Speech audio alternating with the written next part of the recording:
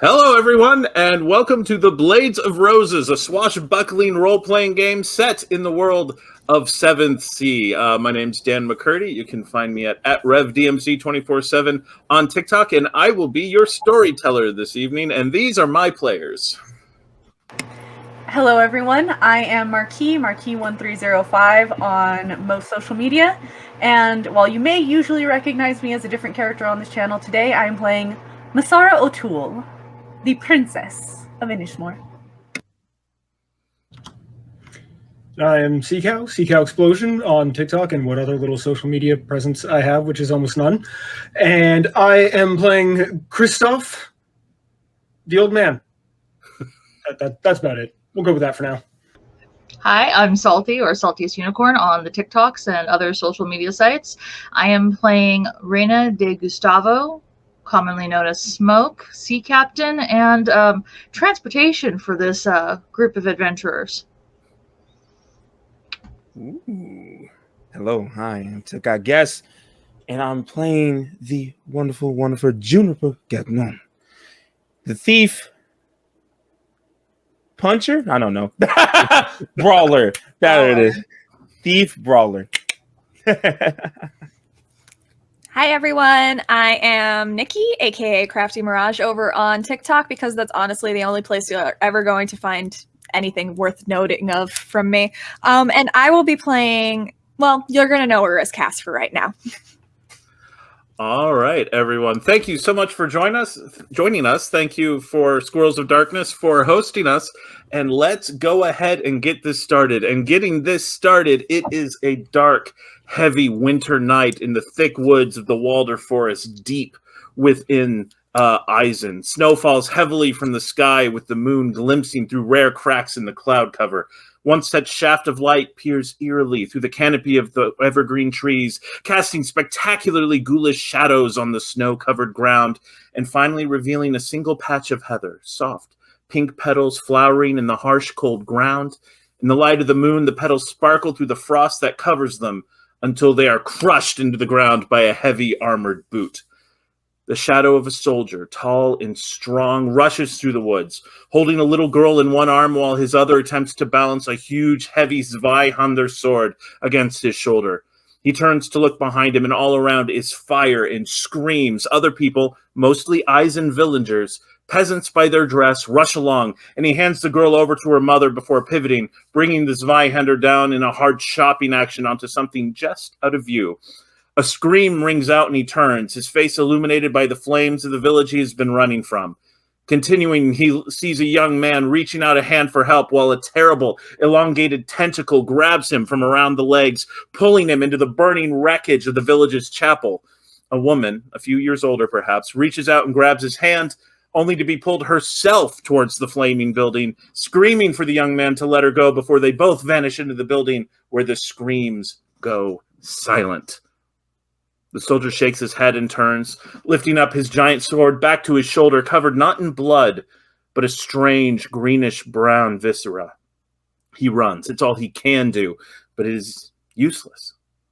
In the light of the burning flames, we can finally fully see him, a warrior named Kristoff Helmut.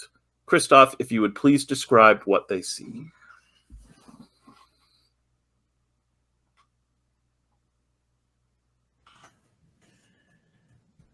Kristoff is a bear of a man, tall, broad-shouldered, to wield that Zweihander, dressed in some, in less cultured countries, would say garishly colorful clothing with slashed sleeves and a nicely tailored, though at this moment, rather disgusting and viscera-covered, brown leather vest, with a beard that looks like it was probably well manicured yesterday.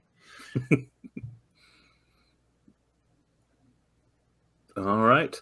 As you pick up your sword and look around, you see a couple of villagers who are in the flight along with the rest of them have stumbled, and it looks like a group of, let's call it about 4 undead monstrosities are shambling their way. What do you do? How am I looking on my Hexenwork supplies? Those pretty much run dry at this point? You maybe have one or two concoctions left, but yeah, you've been using those pretty liberally in this. Yeah, well.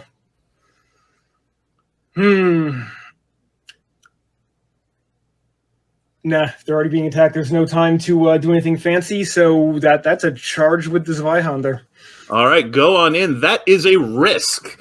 And for those of you who are new to 7C, risks are how we handle not quite skill challenges, but anytime a character tries to do something where they are taking some risk upon themselves, they go ahead and they build up their dice pool and roll trying to get raises. Since you are just running in and attacking, let's go ahead and call this brawn and weaponry. And this is your first time in the scene, so remember to add a bonus die for flair. And of course, they don't particularly like me. That is going to be... Oh, actually, that is better. Math is hard. 4 raises. 4 raises. So there is... We're going to treat this as a brute squad of the undead moving in. With 4 raises, you have the ability to... you can simply use your raises to chop them all down. Really no particular risk in that. So go ahead, use your raises to take out this small group of undead and tell us how Kristoff handles himself in this fight. Zweihander raised up and high, charging in, just using that forward momentum to bring it down. No grace, just power and follow through into the first one. Blade goes down, reverse that momentum, bring it up. Nothing fancy. None of that...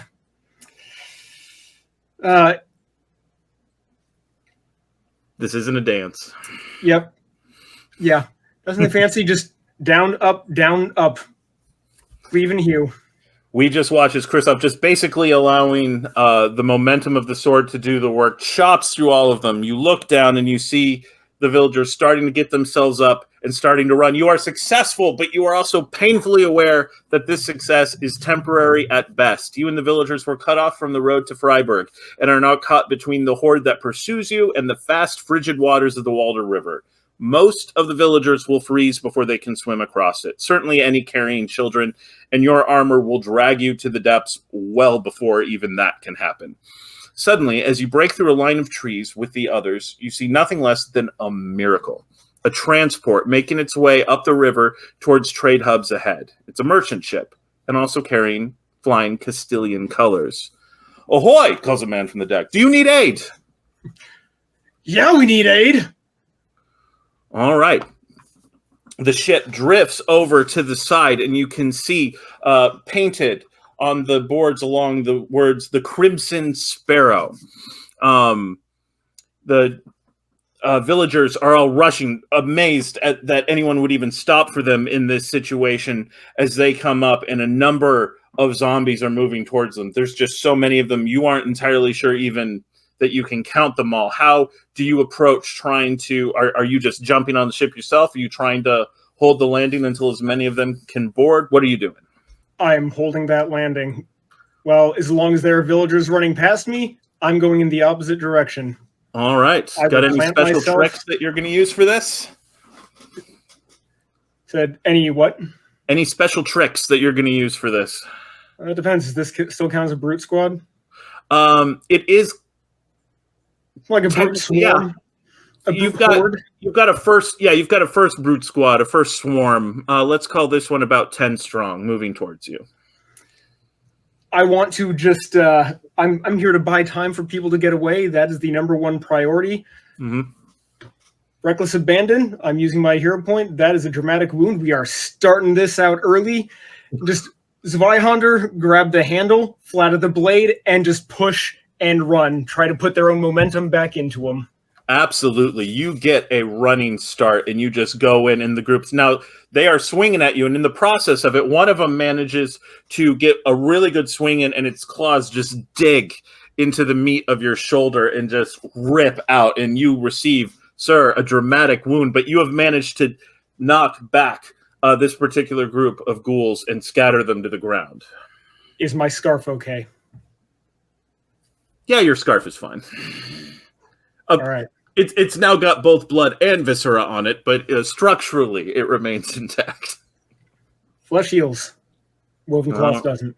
All right, so you manage to knock it back, and as you look around, you see the last of the villagers is getting aboard the Crimson Sparrow. To your surprise, you see a number of sailors have actually rappelled down the side of the boat and are helping you to hold the breach as the villagers come on board. They have pistols out, and they're firing into the swarms as they move forward, and one of them looks at you and is like, if no one else is coming, it's time to get on. Take my cue. All right. You run over. They are immediately starting to climb up, and there's a bit of a ladder up the side of the ship that you grab as you start pulling yourself on board. You gasp in relief as you're pulled up onto the deck of the Crimson Sparrow. You are greeted at the top of the ladder by a girl, about 12 years old, with long, thick black hair tied behind her head, who grips your arm with surprising strength as she helps you onto the deck. Welcome aboard the Crimson Sparrow, she says to you in a voice with an accent that's largely Castilian, but also something else you can't quite place. Suddenly, there's a massive blow to the back of your head, and you go down hard, your Zweihander clattering away out of your reach. The girl jumps to you and is trying to help you back up, but behind her, a monstrosity rises, casting a shadow over you and her both as it seems like the lanterns on the deck are being snuffed out one by one. A terrible appendage rises, and you realize it is going to kill her first. What do you do? Zweihander's out of reach. Zweihander's out of reach. Girls within reach. Yep. Jump and cover.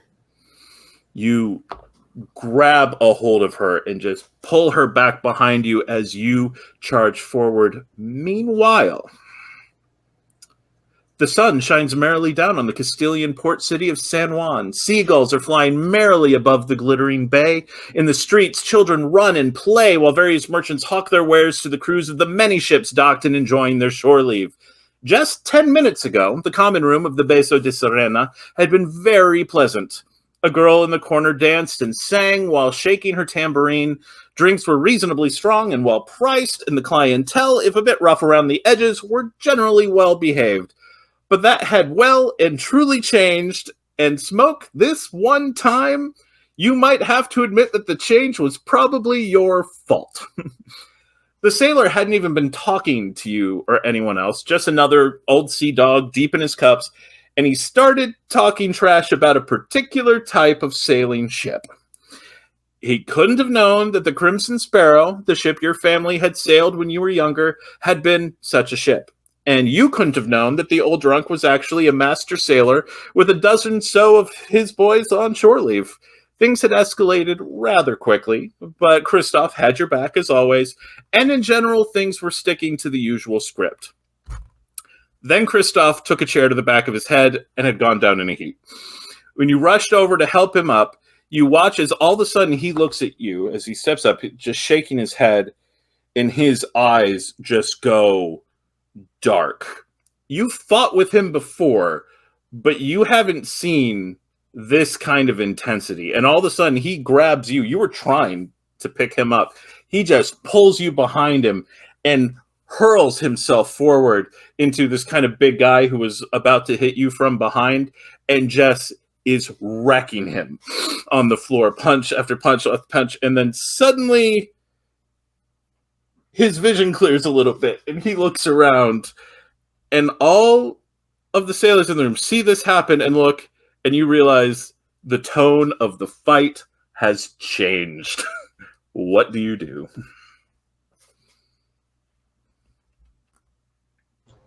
So, doesn't look like I'm going to be able to pull him out of the room, correct? I mean, maybe, but there's going to be a lot of people in the way if you try. Well, I guess I'm going to be pulling Kristoff back, and we're probably going to be going back to back. Holding our own. I would like to intimidate the room into standing down. All right, let's go ahead and let's get... we are going to treat this as a brute squad of about 12. Kristoff, you do still have the wound, your dramatic wound that you took before. That shared to the back of your head. That was not messing around. And so you've got I don't know if you've ever seen a head wound bleed. Of course you have. That's a lot of blood. You're probably not too horrifically hurt, but yeah, you've got that dramatic wound going on. Let's go ahead and get Panache Intimidation +1 for flair. As you are looking at, call it an 8-strong brute squad.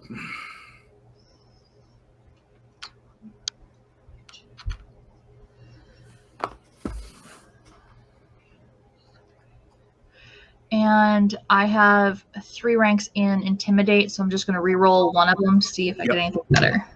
And that gives me 4. 4, all right. And Kristoff, you're in this too. Go ahead and make your roll as you are assisting. How are you going to approach this particular bit of brute squatting as you recognize what you just did? You're not sure you killed the guy under you, but he's going to be out of it for a while. Is it too late to apologize? Do you want to try to apologize? Yes. Too late to apologize. Okay, you can absolutely try. Let's go Panache and convince. I'm going to go ahead and say, so what's going to happen here, this is very definitely a risk.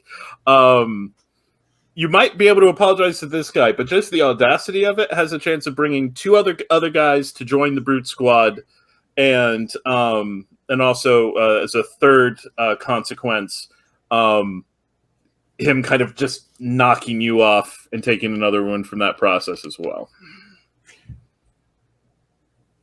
I know it's not going to work, so I'm going to choose to fail. You choose to fail. Take a hero point, sir. Go ahead and give your ill-fated apology. Sorry, I thought you were a monster with tentacles. No, that's...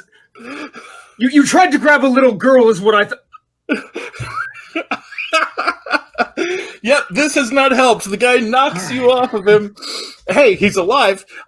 2 other of his friends who had kind of been pulling back have now joined. The brute squad now has 10. And for this first round, you've got no raises. You are not participating in the fight. All right, so we are going to get all smoke of your raises then, and then the brute squad will do its thing. All right, this is going to be fun. So I still want to try and, the Intimidate was the 4 raises, and that's what I'm doing. Right. So in your Intimidation, you look up, how do you comport yourself as you are intimidating these brutes? So at this point, I would have jumped up from my chair, thrown the chair, and have whip in one hand, sword in the other. All right. Do you say anything? Yes. I'll be stand down now. This one's mine. Okay. So here you have 8 originally, and now 10 due to the success of Kristoff's apology. Coming around, and you just stand, and sword is out, whip is out. This is yet another escalation of the fight. However, it's an escalation that some people here are not about. And 4 of them, because of your 4 raises, hands up and back away. There are now 6 of the brutes remaining, and they are going to focus on they're going to focus on Kristoff, because he's the one who kind of started, escalated all this. So that is 6 minor wounds to Kristoff, who's taken a bit of a beating in the early game.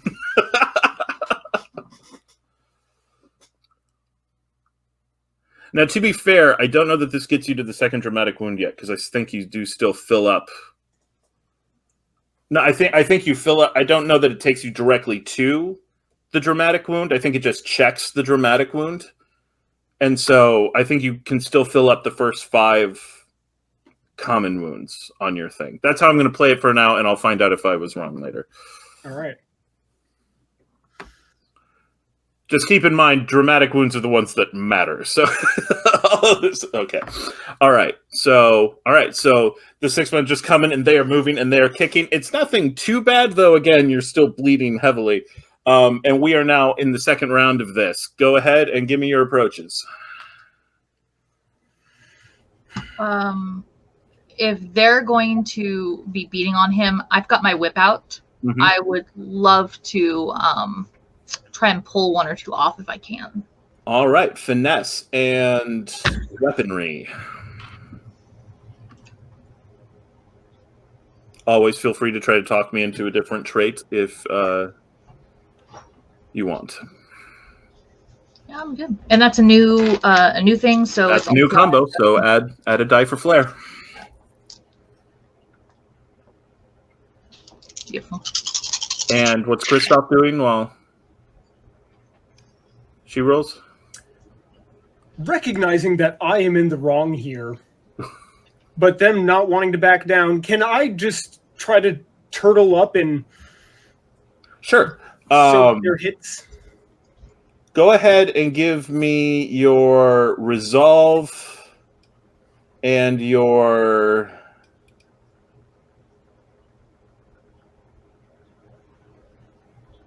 I'm going to call it hide. It is just you're making yourself as small as possible. Be like, I am not fighting you. I recognize this fight should be over. 2 raises. All right.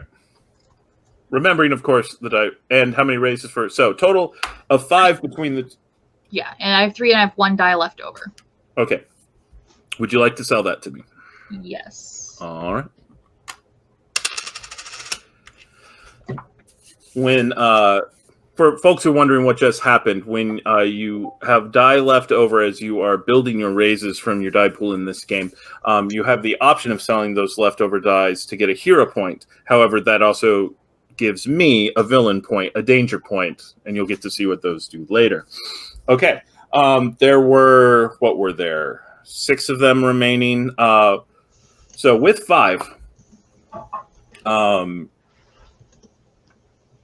you've got Smoke just whipping folks off and being quite effective. People are like, ow, ow, okay, fine, as they're getting pulled back and pulled away. And a couple are there kicking Kristoff and are going, this isn't actually a whole lot of fun. And so they just kind of back off. There's only one guy who's still really into it. It's probably the guy that you clocked, and he looks around, digs his foot in for one last normal wound to Kristoff, but then kind of seeing what's up and turning around and really kind of recognizing Smoke for the first time, and like he's got his own messed up face and starting to maybe realize I should probably be going to see a doctor. He looks around and then just kind of raises his hand and backs off. And this is right around the time a group of guards bursts into the bar room and they start pushing folks around. They're just kind of grabbing folks indiscriminately and clapping folks in irons. None of them have focused on either of you yet. Actually, no, that is not true. They have not focused on Kristoff yet, who's just on the ground looking like he's been horrifically beaten, because he has. There is, however, Salt there in the middle of the room, sword drawn, and whip out, though your sword does not have blood on it.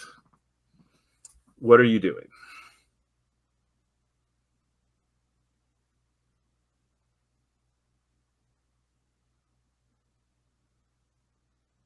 At this point, I'll put the sword away, because it's a quick action to do that, and pull the whip back, and it'll wrap right around me. And look at them and be like, gentlemen, did you come in for a drink? And go and grab my mug from the other table. Be like, I got your drink, if you're ready for one.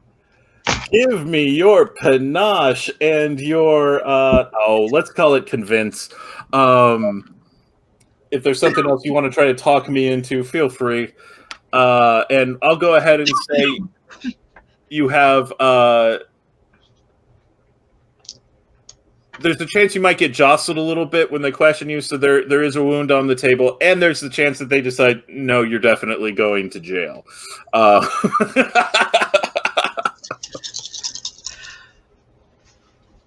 Yeah. I was thinking I could maybe convince them that I was just showing how effective my weapons are, but yeah, no. Oh, that's beautiful. So I'm gonna. Nope, I can't do the reroll. So I got 3. Okay. On a 3, you are able to not only convince them that you able to point out, hey, no blood on my sword.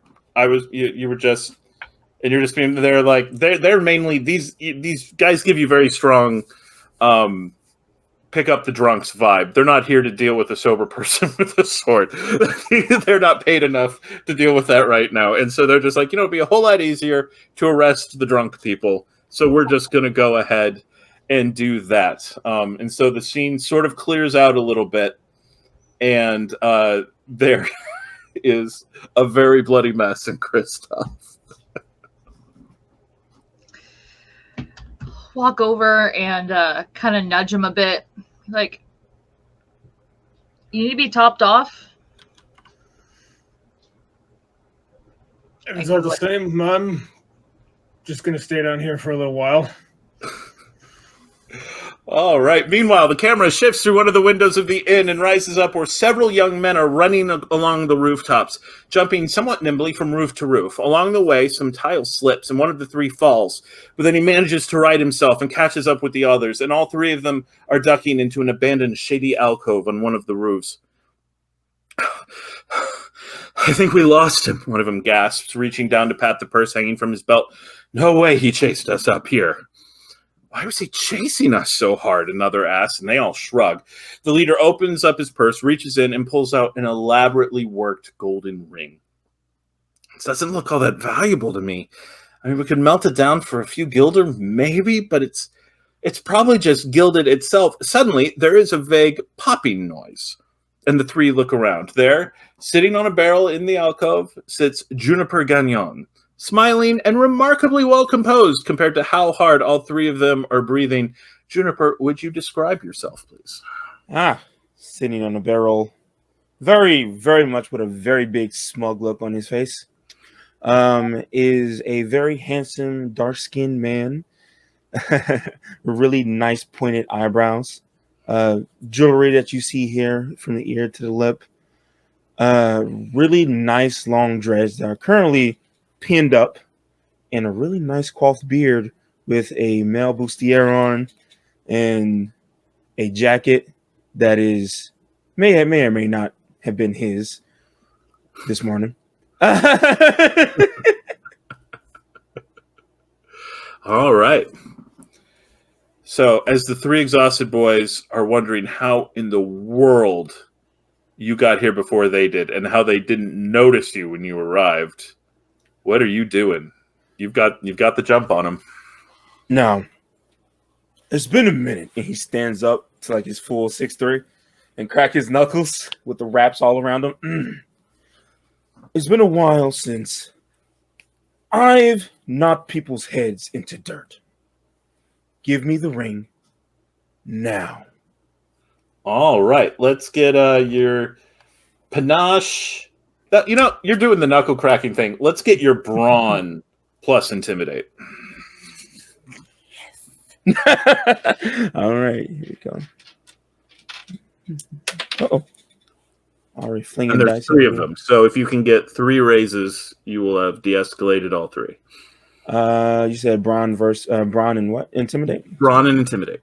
And flair, plus 1 for flair, because first time this scene. Oh, wow. That will be exactly 3 raises. I rolled 2 10s. All right. Sweet. So with 3 raises, the 3 of them, like, some of them look like they're going to run. Some of them look like maybe fight, but not everyone's like, is someone else? I'm waiting for someone else to do it first. And no one's doing it. And finally, kind of the leader of the gang kind of, hand shaking, leans out the ring to you. Thank you, my friend. And then I'm going to knock him the fuck out. All right. Go ahead and give me brawl plus... Yeah, brawn plus brawl. Because he made me chase him. One raise to knock this dumb kid out, and another 2 to knock him out so effectively that the other 2 remain intimidated. Oh, man. Okay. That would be... I already got 2 10s already. This poor guy. And that would be exactly 3 raises. Okay. Yep. With the one, he just goes down in a hub, and the other 2 just kind of back off. Like, they look at him. He's still breathing. They'd like to stay that way too. And none of them are like, we're so sorry, sir. We just we know from purses and stuff. Hey, calm down. Calm down. The only one that was really in trouble was this one. You're fine. Okay. Give me everything you own. And I'm including shoes and pants. Come on. Right now. Okay. Okay. And they don't have much. But what they have, you get some assembled coins, some other knickknacks that it looks like they might have picked off of other strangers, and they take off their boots, they take off their pants, and they're all just standing there, but they're still alive, and they're like, it could be worse, and there's lots of laundry up here, so sure. And I'll just take it all folded and just kind of put it in my arm, and he goes, bye-bye. You just run off? I'm out. All right. Well, that was effective and efficient. Meanwhile, across the glittering streets of San Juan, well away from the bay, on a hill overlooking the farmland surrounding the city, there is an elegant manor, opulent and regal, gilded, in fact. It is surrounded with carefully tended gardens, a hedge maze, and is infamous in town, once the home to the governor Montaigne installed after San Juan was captured during the War of the Cross, and now the home of the wealthy Lopez family. Inside the great hall, music plays, drinks and snacks are served, and the grandes of San Juan play at the great game of Castilian politics, most affecting to ignore the Montaignean opulence all around them. The herald of the household steps up to the podium, clears his voice, and calls out, "His Excellence, the Count Paulo Santiago Marquez, by the will of the prophets, Inquisitor Extraordinaire of the Vatican, accompanied by his daughter, the Lady Lucrezia Casilda Marquez." The crowd looks up with more than usual interest as an Inquisitor enters the room, and on his arm they see Lucrezia, known to us as Cass. Describe yourself, please. So you see a 20-year-old girl. She's got long blonde hair down to her waist because she's with her dad right now. I am assuming she is in a very nice dress with like a cream blouse, blue overtones. And she's got nice little hairpin that I actually have right here. Yay. And she's got green eyes, and she's not that tall. She's 5'6", doesn't look very strong just in general. And yeah, that's what she looks like. All right. You often make excuses to avoid to-dos like this, but this time, to your mother's complete delight, you have accepted the invitation. But you aren't just here to make your mother happy. You have received intelligence that Lopez has begun acting as a go-between for Inquisition agents in Montaigne and Castille. And you're looking for some kind of confirmation for this at the request of Los Vagobundos, the group of freedom-fighting masked heroes that fight government corruption and try to prop up responsible, good leaders in the various nations around Thea. As you step out onto the floor, your father looks down on you with a smile. "Ah, mi flor pequeña, you have grown up so much. Will you spare some time for a dance with your old man before you run off to see whatever the Lopez daughters are getting?" I mean, they're not that interesting, papi, pero I will definitely save you a dance. All right. This is a social encounter. What is Cass's approach for this particular event? Okay, so Cass to try to determine who she's going to try to determine who the best person to speak to is. Not necessarily Lopez himself, maybe someone closer to him. She sighs heavily. Unfortunately, that means his daughters. And she's going to go mingle with the other girls. Gonna mingle with the girls. All right. So I would take for this either panache or finesse, your choice. And we're gonna go with, let's say, convince or empathy, unless you want to try to tempt me into something. Empathy and wits seems like my alley. All right. And because it's first roll, I get to add a die, right? Yep. My cat is staring at me so judgmental. She's the girls! Guys, puppy looks all staring at me. Okay. Ooh, that's very nice already. Oh god, this is so good. Y'all are rolling hot. Since I have a rank 3 in empathy. Go ahead so and I'm gonna roll one. roll one of the dice. That will be 1, 2, 3, 4 raises. 4 raises in a social encounter. Okay, so in 7th C, the way social encounters work is you get 1 roll for the entire event, and the event will play out the way it's going to play out, and you have the opportunity to use your raises to, in some way, alter the event. Think of it as like spoons for like a social function or something like that, or like spell slots in D&D, only entirely charisma based. So, the music strikes up and your father kind of pulls you out onto the dance floor.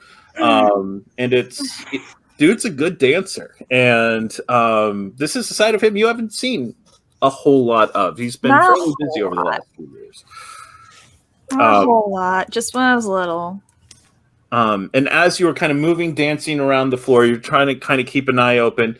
And you see the Lopez daughters where you often see the Lopez daughters. The 3 of them are kind of hanging out sort of near where the drinks are being served, looking like maybe they're going to grab a bit of booze if their mother doesn't happen to be looking at a given time. They're all a bit younger than you. And they're kind of, as usual, checking out the boys. Of course they are. I would like to try to help them out to kind of get a little bit of points with them. I am going to... Is there a mother nearby? Kind of glancing around. She's usually glad-handing a lot at something like this, but you don't immediately see her just from as you and your dad are taking your turns around the dance floor. All right, so their mother's not around, so there's no one really to kind of call them out if they do get something to drink. Is their father watching them at all? He is there and present, but he is glad-handing a whole lot of people. He does not seem to be paying them any attention. Gotcha. So Cass, seeing this, is going to just continue dancing with her father. Mm-hmm. And she's going to kind of, as they're kind of skirting around, she's kind of just going to look around and kind of give them a go-ahead nod as they like get past them. Okay. They all see her, and a couple of them are like, she actually came. The youngest, Loretta, a little bit of a sweetheart, also a little bit of a ditz, kind of gives you an excited wave, though.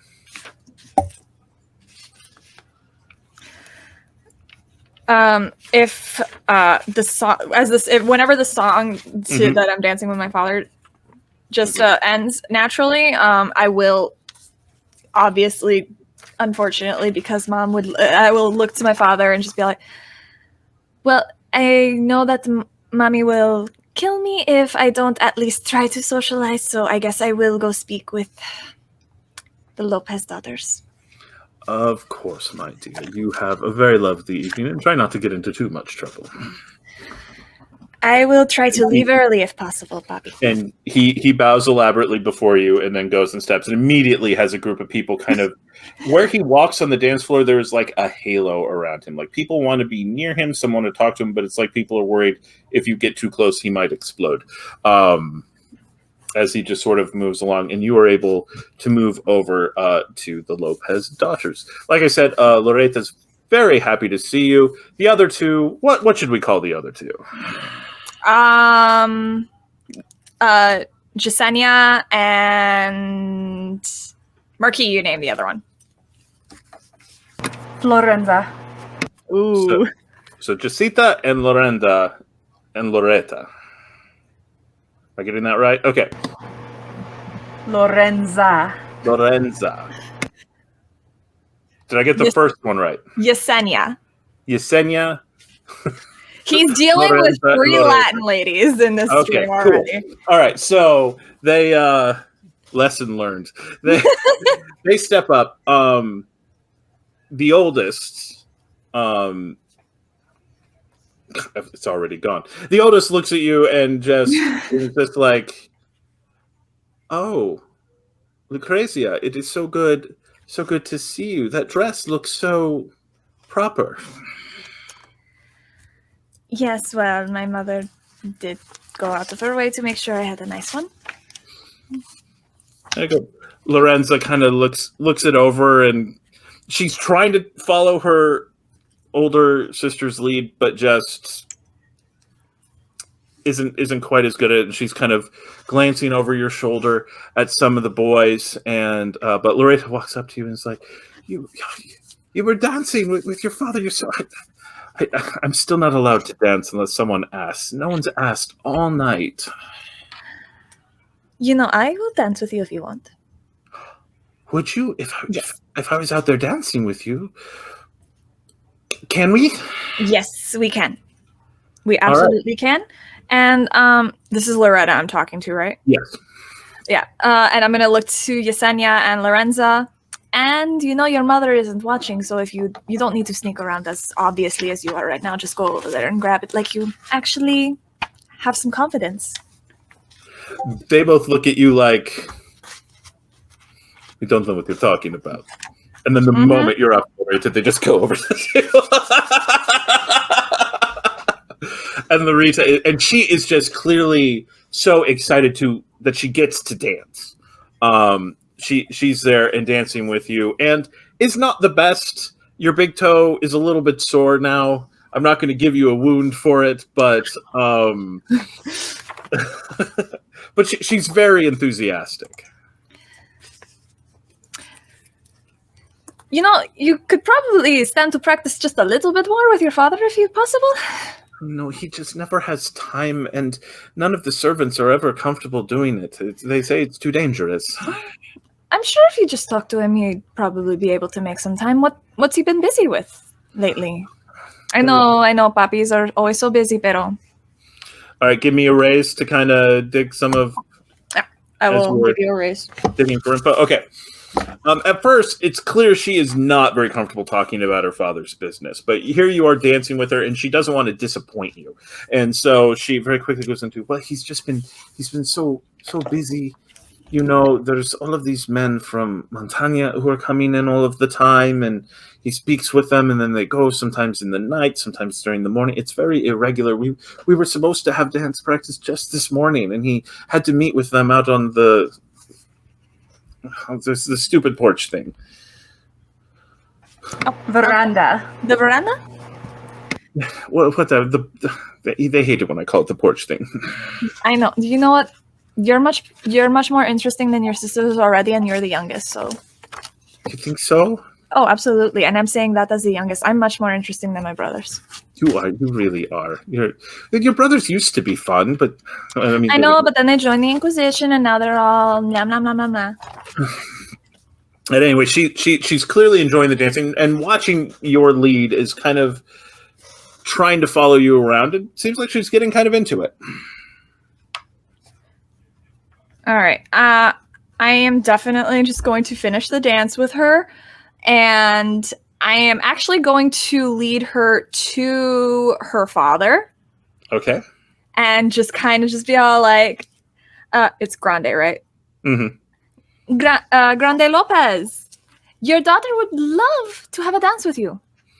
All right, so he is surrounded and doing a lot of business. Give me a raise to kind of insert yourself up to him as you're kind of dancing up. All right, I will give you that raise. Okay, so you spend one of your raises and you move up and they come around. People are kind of noticing you and you're dancing around. You come up to him and he goes, "Oh, Lady Lucrezia, Loretta. Yes, of course. Is the party? One should dance. One should dance." I'm not keeping you from anyone, am I? Oh, no. And he kind of glances nervously again up to the veranda, but then no, it's fine. It's fine. There's plenty of time. And Of course. Loretta joyously gives you a deep curtsy and then a kiss on both cheeks and then goes up, and then the two of them sweep out on the floor. 2 dances in a row. This girl is living her best life. I'm going to go up to the veranda. All right. You're able to kind of walk your way up there. This does not seem to be as much a part of the party. There's some guards around. They don't look like they're there to forbid you, but they're kind of clocking that you are present and kind of standing at attention. One of them just kind of looking at you, noting you, and then sort of dismissing you and going back to observing the crowd. The other looking a little bit more ostentatiously, the kind of up, down, and with very much of the look of, I know I'm not supposed to be looking, but what the heck, she's pretty, and it's going to be a long day. I ignore it. But I I'm casually walking, just pretending to look at the stuff on the walls and everything, just trying to make it seem like I was just anxious to get away from the party, kind of just putting on my actual feelings. All right. And I am still heading towards the veranda. Okay. There are these big, opulent French double doors that lead onto the veranda itself. And as you walk out, you see a couple of gentlemen in not Castilian clothing. It's not obviously Montaigne, but there's a certain way that Montaigne nobles dress that, yeah, it's not technically the fashion, but it's clear they wouldn't let themselves be any less fancy than this. And they're just standing there and they're kind of glancing around, and one of them looks up at you and they kind of step away from the table to continue their conversation closer to the corner of the veranda. Okay. So is the veranda on the second floor or outside? It's outside on the second floor. On the second floor. So it's kind of a balcony. Okay, so kind of a balcony. All right. I'm just kind of looking around, kind of feeling trying to make it look like I got lost. All right. And then I'm gonna try to retreat, and I'm going to kind of backtrack and go outside to kind of hang out under the veranda. Oh, okay. So you're able to walk down, and as you come down, you see your father moving around, chatting with some people, seeming very serious. Are you trying to avoid his notice? I'm actually going to just kind of motion to him that I need some air. And that I'm just going to step out for a few moments. That I kind of just gesturing, I'm fine. Easily done. He sees you, and he actually seems very happy with you. He kind of gives you a nod that not only you danced, you made Lopez dance. And there's definitely some paternal approval in his look to you as you do that, and as you kind of head out beneath the balcony. Yeah, and I'm going to try to make myself as inconspicuous as possible. I kind of don't want them to know I'm there. All right, so going for your best wallflower impression, give me another one of your raises to kind of... And you've got it. All right, to come and listen. And you come up. How are your linguistics? Are you a speaker of many languages?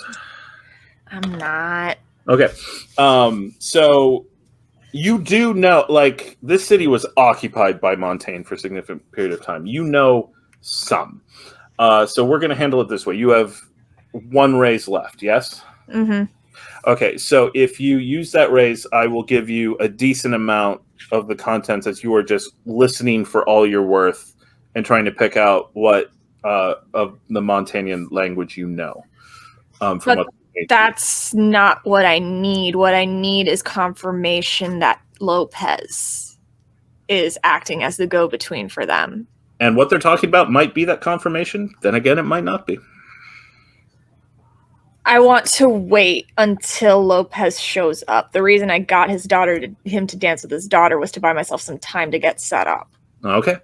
So as you're hanging out, you're just listening to them. You're picking out bits and pieces. You are fairly certain they are talking about couriers, and you're pretty sure you hear Los Vagobundos at least once as they are chatting. And then eventually you see Lopez kind of separate himself from Loretta on the dance floor and heads up, is heading towards them to talk. When they arrive, the language does switch into Castilian.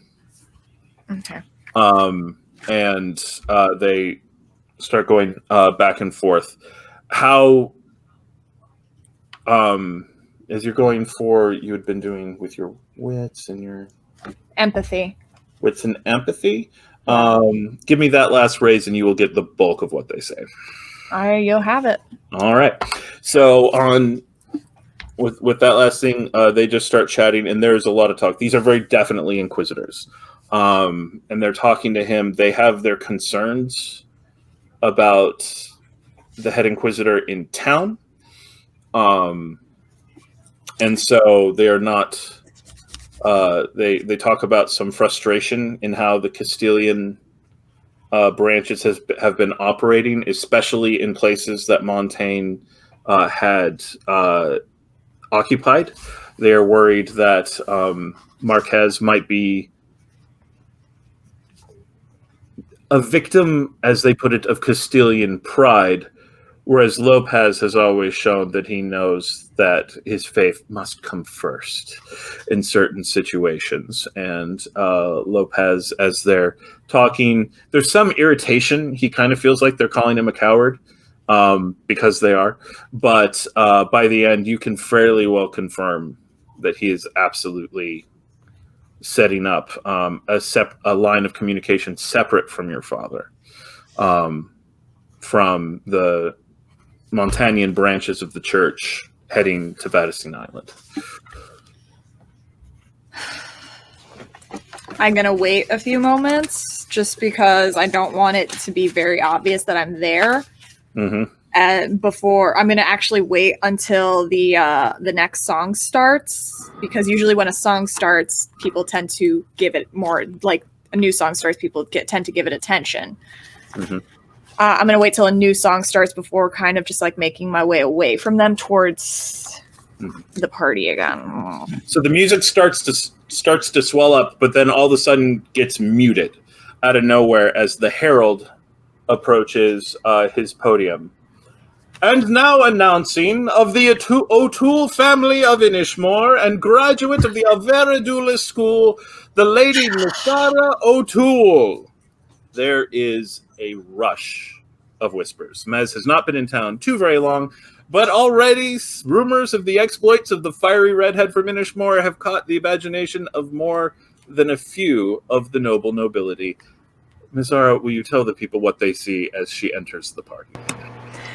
Misara, who, in opposition to our darling Cass, is only 5'2" and is extremely petite, looking much like a waif-thin slip of a girl, has extremely dark red hair, which is currently braided up in a very intricate fashion of plaits, and is wearing a dark green, to the point of almost being a foresty emerald green gown, to contrast all of the cream and gold colors here in Castille. And she will walk out on her own, and she does have her duelist pin right over her heart, as she gives a curtsy to the entirety of the crowd before stepping out onto the floor. All right. So while you have never been one to turn down a party, you aren't here for the party, or at least not only for that. You are here to work. A local grande, Maximilian de Soto, has been making a complete ass of himself in town lately.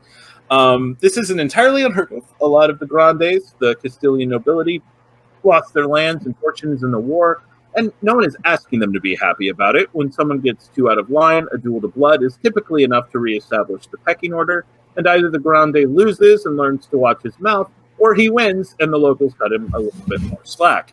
De Soto, however, has gone a bit beyond that. Several duelists have sought him out and suffered strange accidents en route. One was forced to jump off of a bridge into a canal by a runaway wagon. Another just barely evaded a load of bricks dropped by a nearby construction project. And a third was arrested and left in jail for a few days due to a strange misunderstanding with the town guard. The Dueling Guild has not upgraded De Soto to a death mark yet, but he is close. You volunteered to take the mark when you learned that he was coming here, on the assumption that he wouldn't attempt any foul play with so many other grande present. So here you are in your dress, and also dueling attire, in however you would plan to make that operate. And Cass, what are you doing as you hear Mez announced?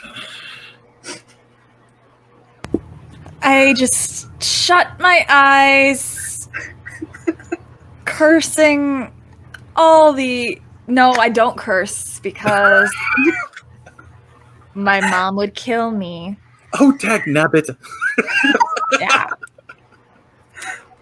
All the fluffy words. So I look up to the ceiling, just kind of like imagining the prophets up there and just being like, why do you hate me? I try to do good, but no, okay. And I'm going to try to blend in with the crowd. All right. Easily enough done, because Mez, you saw De Soto the moment you entered the room. And his eyes, if anything, they saw you, they saw your pin, and now they're looking at all the exits. What are you doing? Masara will kind of look over the crowd for a moment before she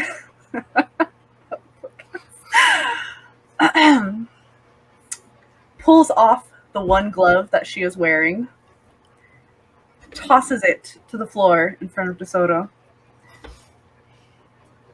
Sarah, you have been challenged.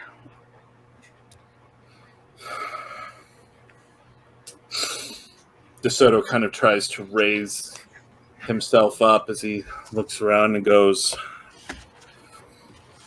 I would not so wish to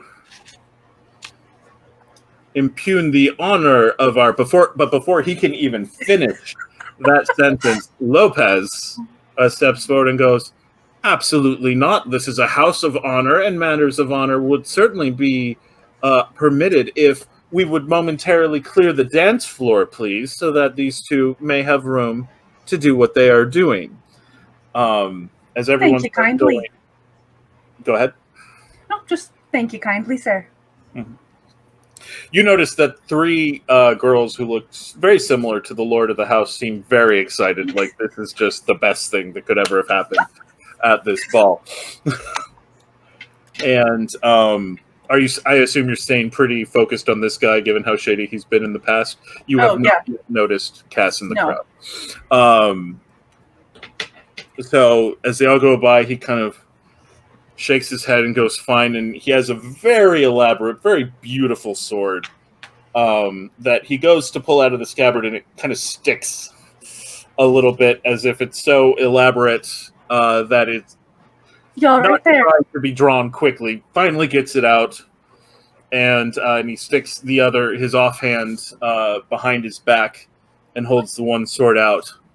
Just a moment, and Masara will literally just start unlacing her bodice, sets it aside, and underneath there is plated leather armor that looks like it is meant to be hidden beneath gowns of this sort. And same, she'll unbutton her skirts off to the side and steps out, and it's the same sort of armor covering very tight shaped leggings. Takes a moment, folds the clothes, hands them off to a servant, and keep hold of these. As you start undressing in front of everyone, there's a big from all the folks. One lady actually faints head away. But then once they see that there's armor underneath, they'll go, oh, okay, all right. Like, we don't know what sort of Inish bullshit this is, but apparently, but okay. Oh God, Rebecca! And so he pulls out the sword, looks at you, and slowly starts walking around you. We are in a duel. Go ahead and roll your finesse and weapons with flair. With flair. All right, let me get my dueling music on in my noggin. Mm-hmm.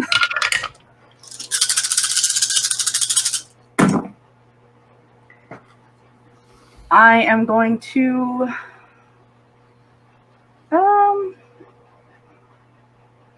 because I have 3, I will re-roll 1.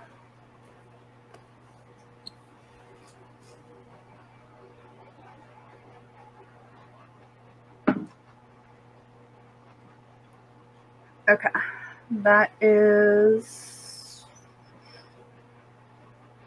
1, 2, 3, 4 raises. 4 raises. Definitely did better than his 2. You have starting initiative. Okay, and the first thing that Masara is going to do is use one of her raises to fall into her dance as she starts moving very delicately and almost as if she's dancing to a song that no one else can hear. There is a ooh from all around, and some of the musicians seeing this start seeing your time and come up with something remarkably close to what you had in mind. She will literally start keeping time for them until they catch on and then falls into the steps. All right, that is your 4th raise. On 3, what do you do? On 3, she will go ahead and slash at him. Okay. Which would cause 3 wounds. 3 wounds. And +1 for the Aldana Ruse. Indeed. So you get in, and he is Mez moves towards him, and her sword is just flying. For now, he is managing to keep her at bay, but it is clear that he is outclassed. As he just starts trying to bat her sword aside. And so far, she hasn't drawn blood, but it's clear he's getting more and more out of his depth. He then, seeing you do all of this, makes a kind of lunge forward to you. It is not a lunge in duelist terms, however. He is just trying to poke you with the sticky end of this fancy stick he happens to be holding to attempt to do 1 wound to you. Mez will go ahead and parry that. All right. Easily enough. You knock it aside. Yep. Meant to prevent. So yeah, that just prevents the wounds. Mm-hmm. Yep. You're easily able to knock his sword to the side, and it's the most lazy, really? And just watch him, and he comes up and tries again. At which point, she will go ahead and use a feint. All right. Remind me what the feint does. Feint. Actually, you know what? He go ahead and tries for another wound, yes? Yeah, he's attempting to poke you with the stick. Okay, yeah, she'll do a feint. The opponent drops his guard or blocks an attack that never comes. When you perform, you deal 1 wound. If your target is injured again, he suffers an additional. So she's taking the 1. Okay. And then feints to offer him another. Okay. So he takes a wound from that? Yes. He is out of raises. And you come in, and you think he gives you this great big thrust, and you give this show of oh no, he can point the sword at me. Whatever could I do? And you manage to spin around. You are going to get to that dramatic wound on him. How do you do it? She literally spins about in a full circle to come to his back and then taps him on the shoulder hard enough to almost knock his shoulder out of place. He takes and the sword goes down, and he looks at it, and there's just the slightest line. Are you intentionally not drawing blood with what you just said? Yes. Okay. So you get the hit. Blood has not been drawn, but he has a dramatic wound. That was your last raise, yes? Mm-hmm. Because it was to first blood, the fight is not over. Go ahead and roll for the next round of initiative.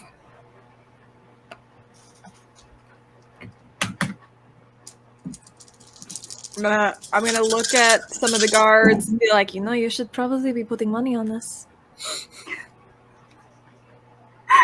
Actually, they all say, no one's going to bet on that idiot.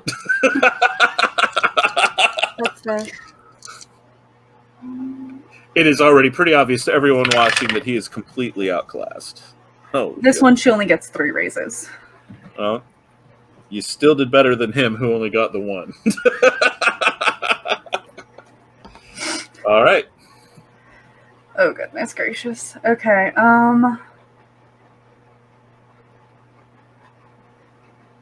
So she will go ahead and go back into a basic slash. Okay. Does another 4 wounds. Does 5 wounds because 5 she gets the additional for the feint. This time, you come at him, and he is very much... And then finally, your sword just... Again, you're getting the dramatic wound. This one will draw blood. How do you draw blood? She will very purposefully draw it across the shoulders in a way that will cut his shirt to show everyone the wound. There is no hiding this. Yeah, the blood just goes on. He goes, and he steps back and he looks at it, and he's actually looking at the blood on his shirt. And the herald, who has always wanted to do stuff like this and never gets to speak at events that are this exciting, says, "The victory clearly goes to Princess." And at that point, Lord DeSoto reaches behind his belt and pulls out a pistol and is pulling it up, yelling, "You Inish bitch," as he's pulling it up to you. But before you even get a chance to react, all of a sudden, 4 other pistols are up and going in the cloud. Foremost of all of them being the Count Paulo Santiago Marquez. His gun is out, and just gunshots go off. 4 of them from the crowd, taking him down. Cass, what is your reaction as that happens? Cass would just give a little bit of a shriek. I'm not going to do it because I live in a house with people. Yeah. And cover her ears and kind of just start just shake, just a little shaken up, just covering her ears and just shutting her eyes, trying to hide, kind of hiding away from the loud noise, even though she's not actually hiding. Mm-hmm. You are not alone in this. There are screams throughout the ballroom as folks, as this goes down. Some at the noise, some at the blood. This guy is clearly badly shot up. Mizara kind of standing over him. You can look down.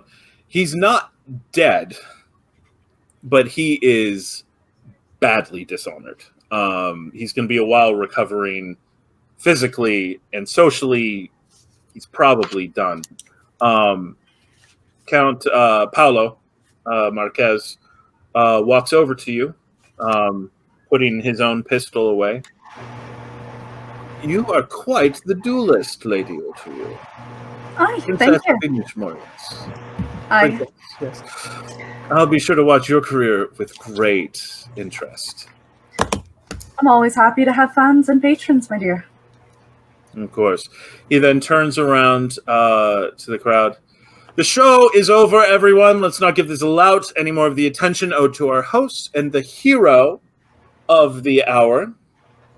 He then, knowing actually to look for his daughter in this situation, goes to Lucrezia's side and very quickly escorts her out of the party. The party continues on into the night, all abuzz about the special entertainment they got to experience. Soon the sun sinks low in the sky, and the low buzz of the city of San Juan reduces to the barest hum, mostly around the pubs. Your group meets together, as you have done pretty much every night for the last couple of weeks, at the Beso de Serena, where the morning's brawl is now just another pub story. Oh man, you missed it. There was this great fight and everything. Oh, it was amazing. The night is young. The table is yours. You all gather. What do you do? I'm assuming at this point we've gotten Kristoff bandaged up pretty good. Mm-hmm. Just making sure pint in front of him. Be like, really? My head hurts. I don't want to hear it right now. Fine. I kick the door open to the bar, and I'm holding just boots and pants. Boots and pants and boots and pants and boots and pants. And I bring it to the bar, and I'm like, well, those kids will never steal from me ever again. That will be fun. Are those kids' clothes? Yes. Young men. I taught them lessons. It's fine. That didn't, hurt them nothing. Embarrassment goes a long way. Not wrong. I'm going to return them. Maybe. Donate them. Sure, there's an orphanage somewhere that needs clothing. Also true. I'll do that. When I find some time, I'll donate them. Yes. But, oh, shit. We're not. Just let him enjoy his drink. Let me guess. He got. You know what? No. Never mind. No, all right. One drink, please. He just kind of tapped the bar. And with his new coin, he just received. Slides it over. And Masara comes sort of bouncing in, now back in her pretty green gown. And just... Hello. Hey! You look like you were having fun tonight, Maz. Oh, I had all sorts of fun. Might have put on a little bit more of a show than I first intended, but it happens. Yep, that makes two of us. When do you not put on a show? There was the one time when Kristoff put on a show, and then he forced me to put on a show because he was putting on a show. Those were desperate times. We did what needed to be done. We did, and I said nothing about it. Much. Only under your breath, all the time, or whenever you need a favor, or want me to feel bad about something. Other than that, practically never, yeah. Practically never, see? You understand. Juniper, why do you only have one drink? I just. Tender, can we get 3 more, please? I don't understand why you always make me drink. It's not that I make you drink. You can always turn it down. Who am I to turn down a free drink? Anyway. Yo, they could always bring you some water, Juniper. All you have to do is tell them that's what you need. He makes like a very disgusting, he's disgusted face. Perhaps you need some milk.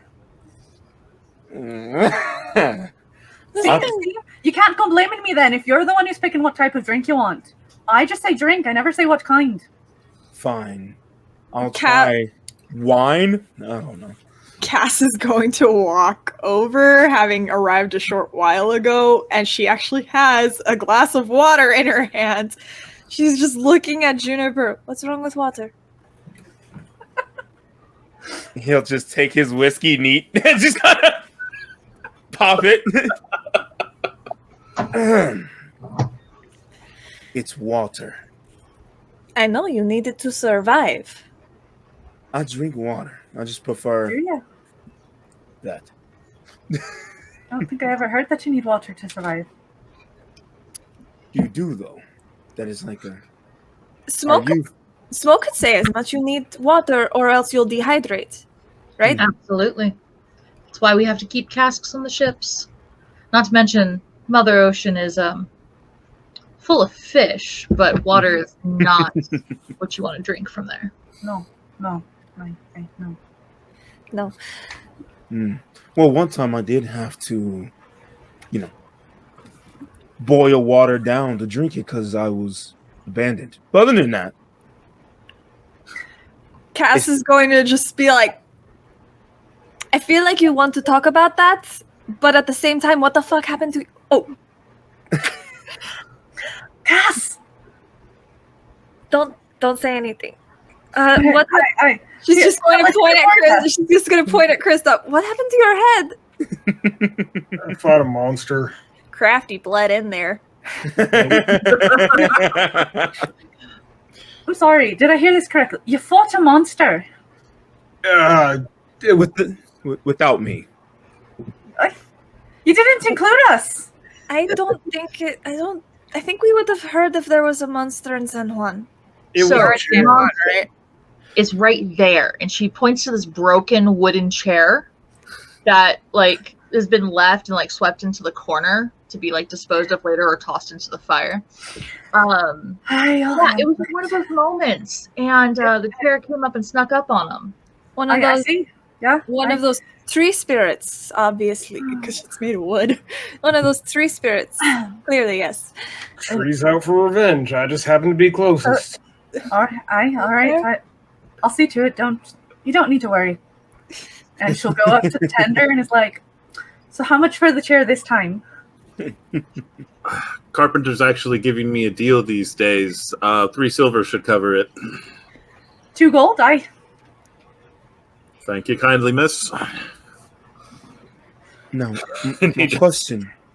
This has all of this interaction has clearly happened so many times. The amount that he quotes her every time goes down, and she just is always overpaying. He's got a tab. He's got how much he still technically owes her, and it's not a tab for how much she owes him. It's the opposite. Rumor has it the dude might retire soon just to avoid the day of reckoning. Wow, poor guy. Oh, Lord. So, the night's going on. There are some whispers and stuff going around, tales of mostly around the bar fights in the morning. The regulars are not used to Kristoff being the one who escalates a fight. And so what he was capable of when he did, they're talking about, they're kind of leaving out the part where he hunkered on the ground. Though tales of his apology are growing with the telling. They are now pretty sure that he insinuated that the other guys, he'd been so busy sleeping with the other guy's mother the night before that he was just cranky because he was so tired, and other such things. This is, of course, stories that people are telling around him. As every version, the apology gets more and more preposterous. What do you mean that there was a 10-legged child? There was a 10-legged child in your stupor? What happened? That's what they're saying at the bar. They're saying that you fought off. You accused him of being a 10-legged little girl? No, I heard a different story. Apparently, he had a child with this person's wife. Kristoff, at some point, you might have to tell him the actual story. No, don't do that. That's ruin it for me. No. What? I actually Might. don't like the image of a little girl with 10 legs. I mean, What about like a baby octopus girl? was it yours? No, Are you I don't certain? think so. You know, there are all kinds of sea creatures out there. See? There very well could be some sort of merfolk that is part octopus. Making strange deals with young women. The siren's call is strong, my dear. See, Smoke, this is why I never want to go out on your boat. I mean, this inn is called El Beso de Serena.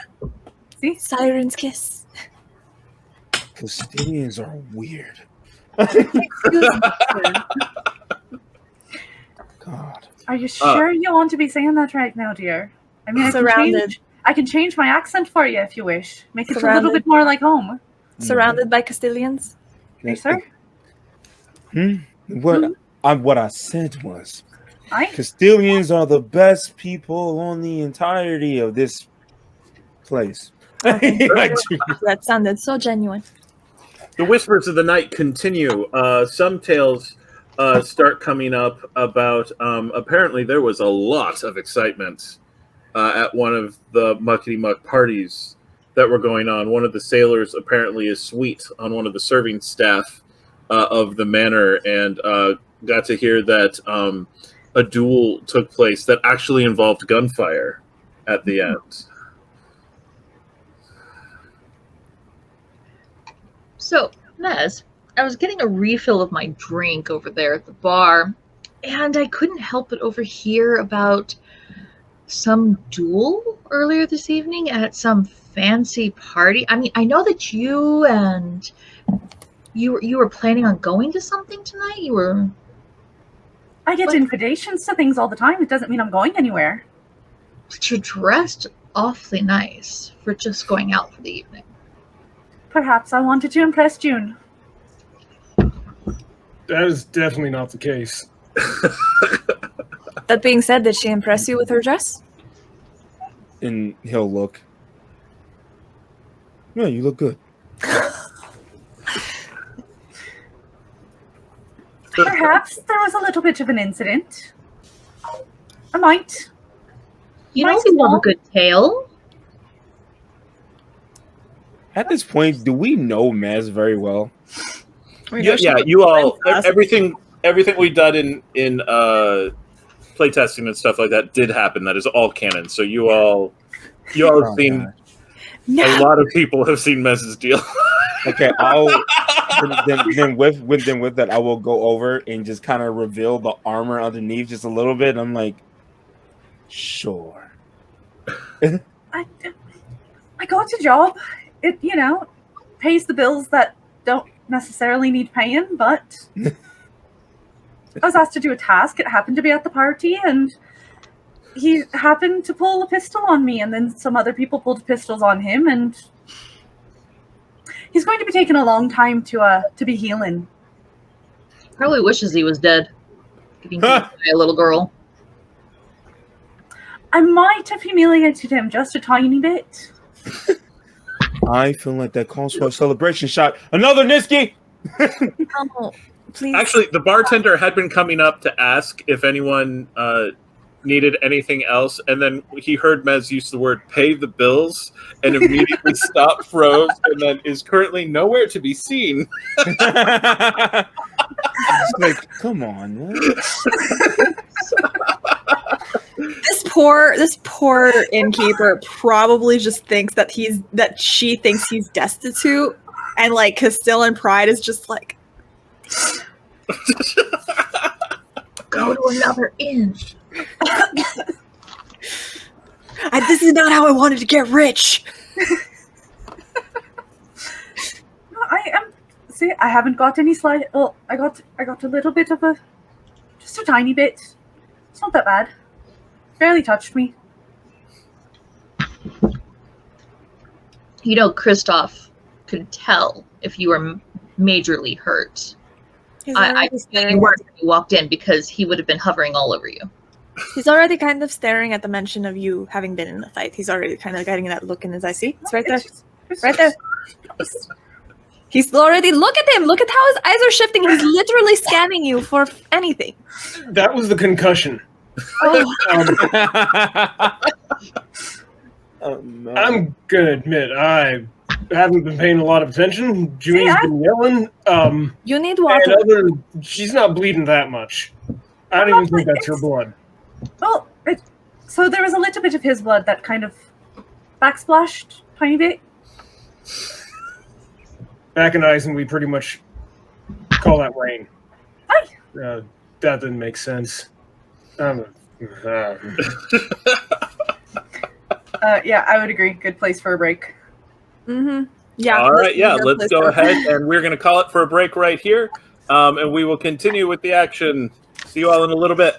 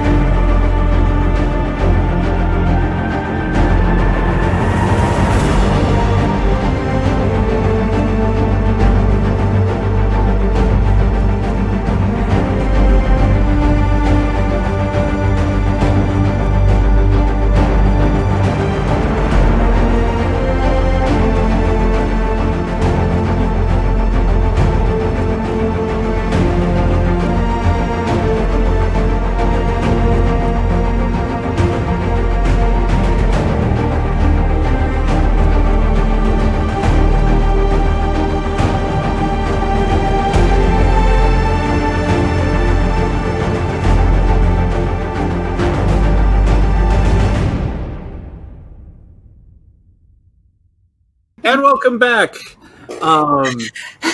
Welcome back from the break. Drink more water. So anyway, our party's just been sort of hanging out at the base of Di Serena and just having, ribbing each other the way they often do. It was pointed out to me that in all of our intros, I never asked Smoke to describe herself, and so we're going to go ahead and have her do that now. So, Smoke is about 5'7", kind of more of the lighter Hispanic coloring, has the long black thick hair, beads in it in various places, generally keeps her whip either across her or across her waist, sword at her side, jewelry, and this rather impressive scar that comes right down her face. It's healed mostly from a few years ago. Kind of angry looking.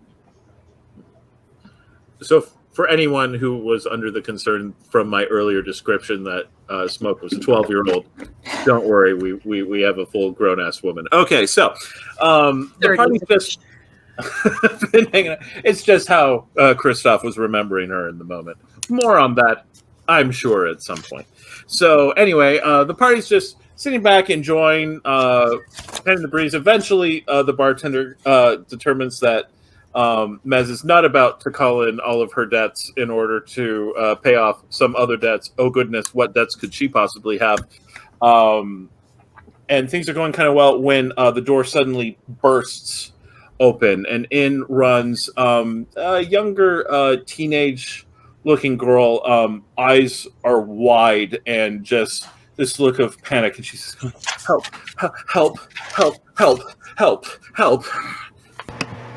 Cass is going to immediately go over to her and just in Castilian is going to continue just speaking to her.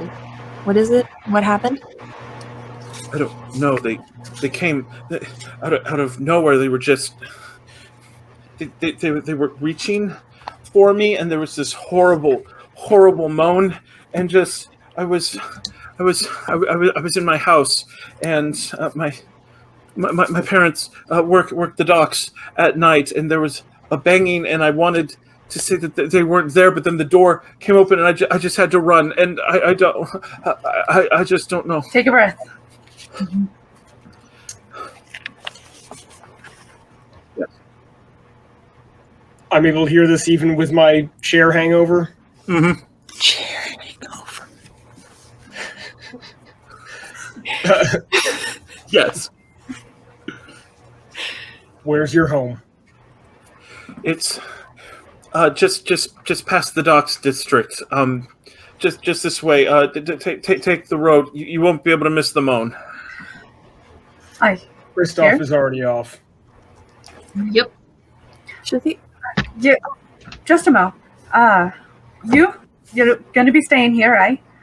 Take this coin. Ask for a room. You're staying the night. We've got to get going. What do you put in her hand? Like 5 gold. Oh my god. Jesus. She has this look of, I could maybe buy my own house with this, but okay, I will stay the night. And she kind of looks up to the innkeeper, just let her. Cass is going to turn to Juniper. Oh yeah, let's go. Hold on. Put the drink down. Put it down. And then Mez starts jogging after Kristoff, but she is small and she cannot keep up. She has the legs. She's like, hold on. I've got a chair hangover. You can probably catch up without too much difficulty. Walking straight. The guards are looking at him thinking he's drunk. He's not. So just to establish, you've been sitting there nursing your chair hangover for some time. Are you grabbing any equipment or anything? If my Zweihander was nearby, yes. If not, no. Because I didn't think that far ahead. Probably in the room. In your room. Yeah, well, no, I probably didn't think that far ahead because of my chair hangover. Okay. Sarah turns back around, runs, grabs the broken chair, jogs back, and hands it to him. You are being presented with a weapon. Do you need my sword? You're going to use he's going to use the corpse of his enemy as a weapon. Anything heavy enough to swing nearby as we're making our way? Yes, the broken bits of chair you are currently being offered. Works for me. Go. All right. Everyone's rolling along with you. You're making your way down the road in the direction that she gestured, and you do not get very far at all before you start hearing this low.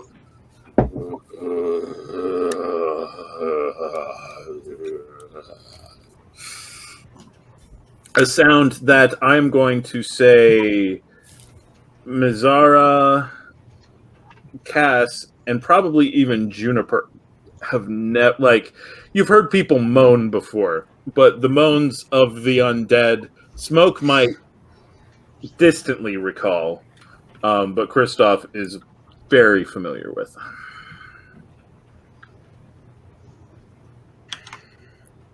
What is that? Something that shouldn't be in Castille.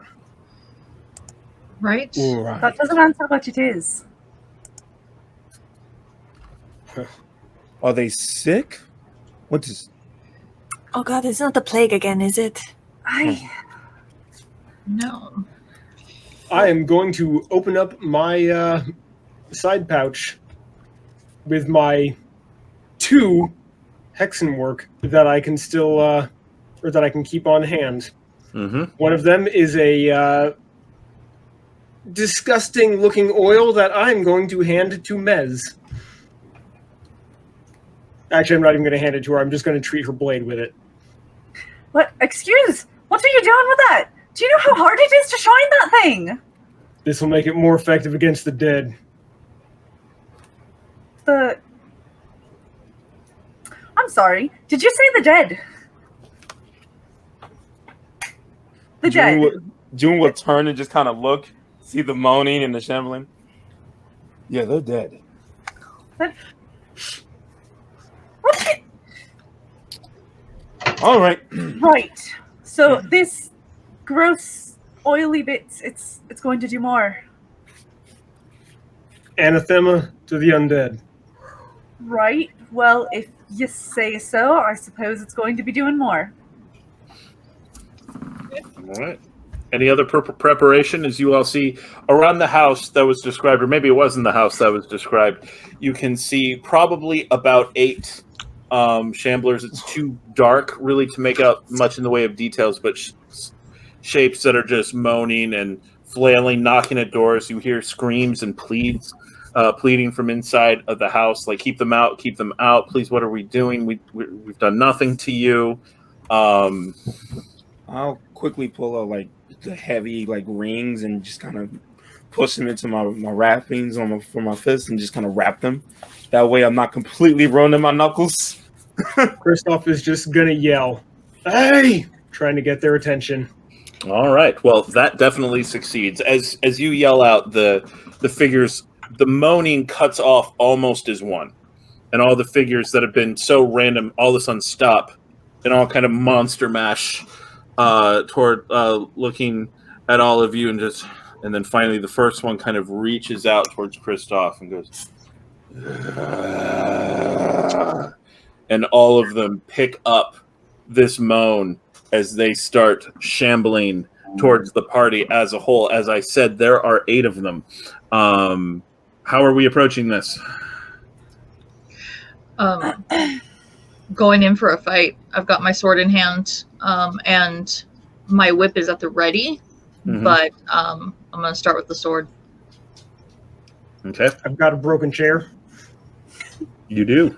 You have a broken chair.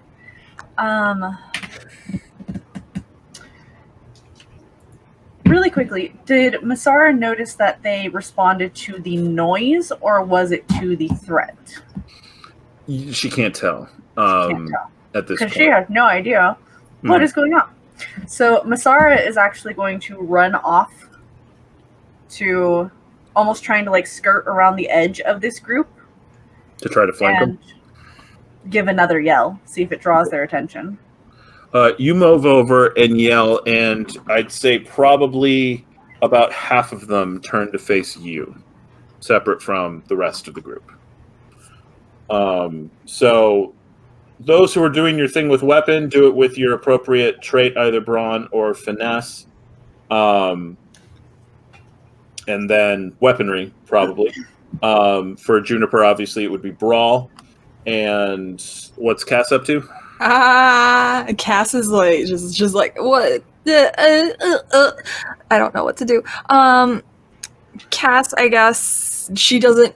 This is totally out of her depth. She's just going to follow the person who seems to know what he's doing the most, which is Kristoff at the moment. So she's just going to follow his lead. And noticing Masara doing what she did, she's kind of also going to try to get on the other opposite end of Masara, like we're going to try to flank them. Okay. So we are thinning the herd. So I'm going to give that to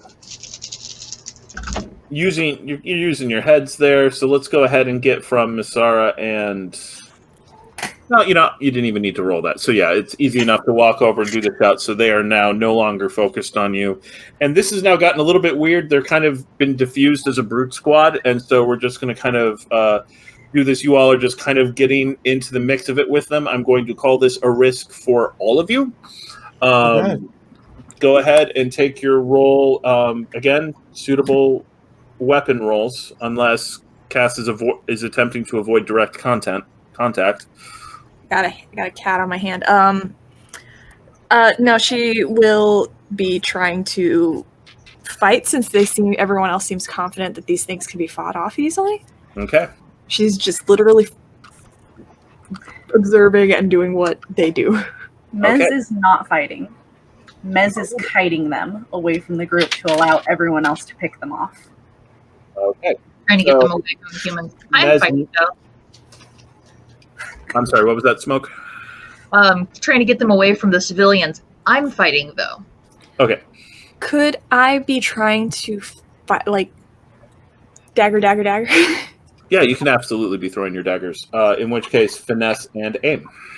Okay. So you said this would be a risk for all of us? So yeah, so everyone, we're going to handle this as a risk. So because they are now so spread up, you're not able to fight them as a cohesive group anymore. We're going to go ahead and give you so on one success, you're able with a raise, you are able to each of you take down one of them. You have a risk of 2 wounds in the course of this fight, and each of you has an opportunity as different civilians start running out of the houses. Now that they're not a solid group, some people are taking this opportunity to get away. You can also use a raise to get a particular civilian clear without them taking any damage. Since Masara is not actively fighting, could I argue for her using her wits and performance to try, like, gathering the attention of these things to keep them from the rest of the group to help split? Yeah, that works. I dig it. If I notice this happening, can I shout to Mez? You got a short amount of time until that blade's not going to do anything special. Kill him while the oil's good. You're faster than the rest of us. Do that fancy footwork. These things are terrifying. This is changing your approach. Oh, come on. And you just kind of push her aside and just... She is already away from you. She has run off. Okay. Yeah. You're not gone yet, though. You're all still vaguely in the same area. Yeah, I still yell at her like, come on! With that, she's hesitant, but she is going to go ahead and get into the fight. Okay. And she is still trying. She's not using her usual finesse. She is still trying to fight smart about this. Okay. And weigh what it is that they're doing versus how she can fight them with this. Shit's a rapier. It's not like a broadsword. There's no distance between me and them. That's why I'm... Oh, come on. Just imagine it's one of those suitors you keep saying that you don't want to marry. I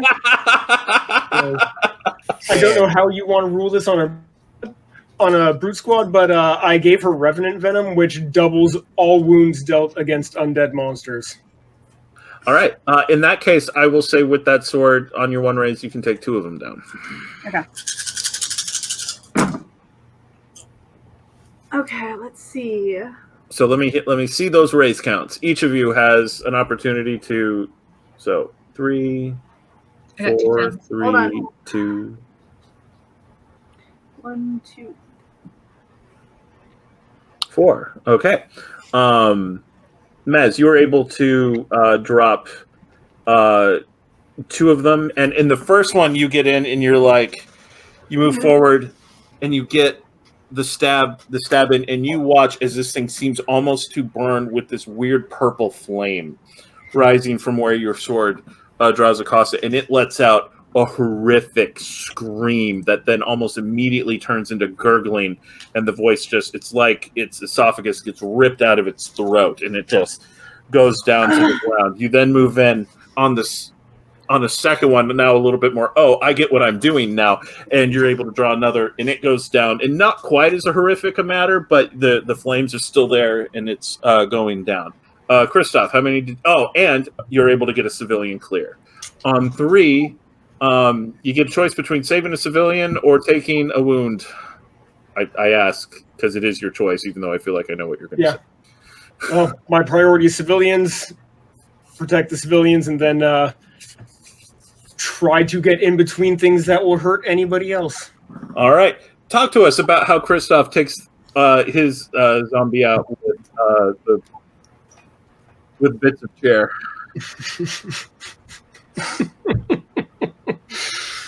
So with the civilians running away, one of them, as I go, probably just bodily move one with, I presume, ghouls trying to get their free meal coming by, and just capitalize on its momentum with a broken chair leg out ahead, and then... So lead it right to... And yeah. And the thing stops and kind of goes limp on the chair leg. Smoke! How many raises? I had 4. All right. You similarly get to do all of the things. What does that look like? You're dropping 1. So I will come in and slashing to disable as much as possible to drop that 1. Mm-hmm. If any, as civilians are trying to run away, if any start to try and divert, I would pull my whip out at that point and lash around it and get it pulled back into the group so that it can be dealt with accordingly. Cool. All right. Junie, how many did you have? 3. 3. All right. So you get a choice. Do you save a civilian or do you take a wound? How much do I care about people I don't know? I can see Kristoff do that, right? Yeah. He'll just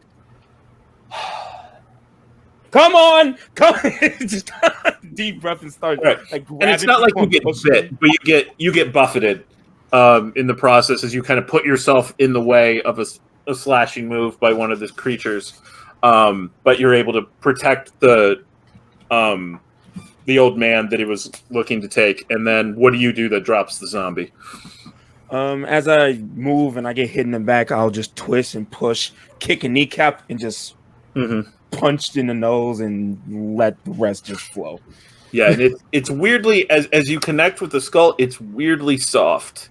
Like it does not give the kind of bone resistance that you were expecting, and it just kind of goes down. And that is awful. Cass, you had 2. All right. You can drop your 1. You can take 2 wounds, or take a wound and save a civilian. I'll take a wound and save a civilian. All right. I care more about that. Okay. So, actually, with 2, it would be you succeed. So it's take 2 wounds or save a civilian. Sorry. I'm going to save a civilian. Okay. So you take 2 wounds, and you are also, and you're daggering, right? So yeah, you are getting these daggers in, and one of the things goes down, and then you see that another one is going to grab one of the civilians, and you just kind of hurl yourself into the thing. It doesn't actually connect with you. You knock it back, but it's still, ow. You're not used to rugby tackling things. All right. So it took 2 wounds. Yeah. Okay. So that is 1, 2, 3, 4, 5, 6 of them are now down. There are 2 remaining, and they kind of stand up, and there's the one that casts knocked back, and the other, and they're just coming for you again. And we can now start to call them a brute squad again, though only a brute squad of 2. Same approach, or is anyone mixing this up? I would like to. Is one of them did any like differentiate or try and run off? Like I would mention with no, the group has been fairly well. The ones that were kind of tempted away got knocked down, and so these 2 are the only 2 that you're seeing at this particular exact moment. In that case, I'd like to like whip around them to get them together, so that they are together, so that somebody else can take them out. All right. Mez Ooh, a is punching changing her bag. approach. She is running to grab Cass and get her away from the bitey, gross things. Okay. Cass, are you going to allow her to do that? Yeah. All right, then I'll just take the 2 of you out of this particular roll. You're negating the risk by doing that. Kristoff? If Mez is getting cast to safety, I am just going to go in brute force. I imagine I probably don't have much chair left at this point, so... I'll say one of the legs is well and gone. You still have one in your hand. Oh, good enough. I can fight with that. All right. Junie? It's a punching bag. All right. So I'm going full in. Okay. Give me those weaponry rolls, except for the brawl for you, Juniper. And I need 2 raises among the 3 of you. Yeah. Is it still a risk? No, we're back to brute squad now, so it's just roll your approach. Okay.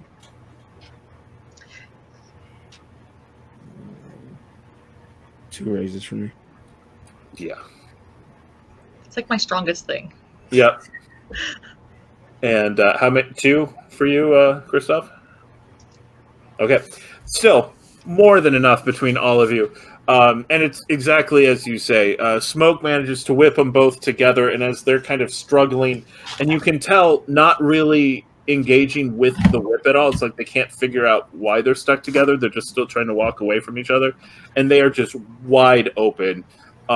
Juniper comes in from one side with his fist. Kristoff comes in from the other with the chair, and the 2 just go down. And in the moment, everything seems to be quiet. The civilians that you got away are just running, and you feel like you got everyone out of the houses. Everything seems to be quiet on the street at this moment. Okay. So, Something like that doesn't magically appear in the middle of the street. There has to be like a path of destruction or something. Did they come from a ship? Did they come from forest outside the city? Like, Well, is there a way actually, of... I'm going to say we better hope they did just magically appear.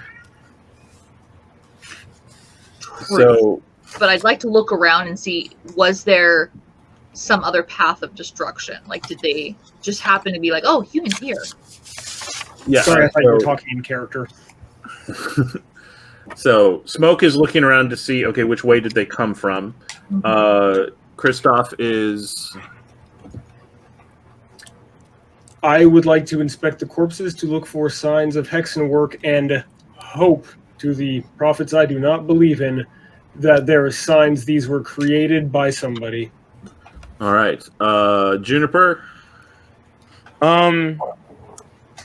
there's no one in the houses no more, right? Not that you're hearing. What? What? Don't give me that face. One house. These are poor dock houses. You're not going to find anything. No. Hey, at that point, I feel like they would notice him looking. I would give her a point if I did it, though, because it's stupid. Because I have that. Cass just has her arms crossed and is looking at you like... However, Masara is going to go inspect the houses and make sure that there's no one still inside. I'm gonna do that too. Uh-huh. I'm gonna. If there is something valuable, I will let you know. If there is not, I will not do it. There is. I mean, there are probably things that are valuable to them, but these are not wealthy houses. Okay, that is fine. I'll be looking for people then too. Okay, so looking around, you can see signs like that meal was abandoned pretty quickly, and just looking around, there's no immediate, like you're kind of calling, and as far as you can tell, the houses are empty. Smoke, as you start looking, you can see it's hard to tell in a neighborhood like this. Just because a lot of the houses are in pretty rough shape anyway. But it does seem like there was a little bit of damage and destruction coming from vaguely that direction. Kristoff, as you are looking at these creatures, because there's always the possibility of getting this wrong. So let's go for wits and... What did we have you use? Your scholarship? What's in scholarship? Yep. As you're trying to figure this out. And go ahead and give yourself a bonus dice. One bonus dice because it's a first for the scene, and another because of your Hexenwork background. 4. 4. Okay.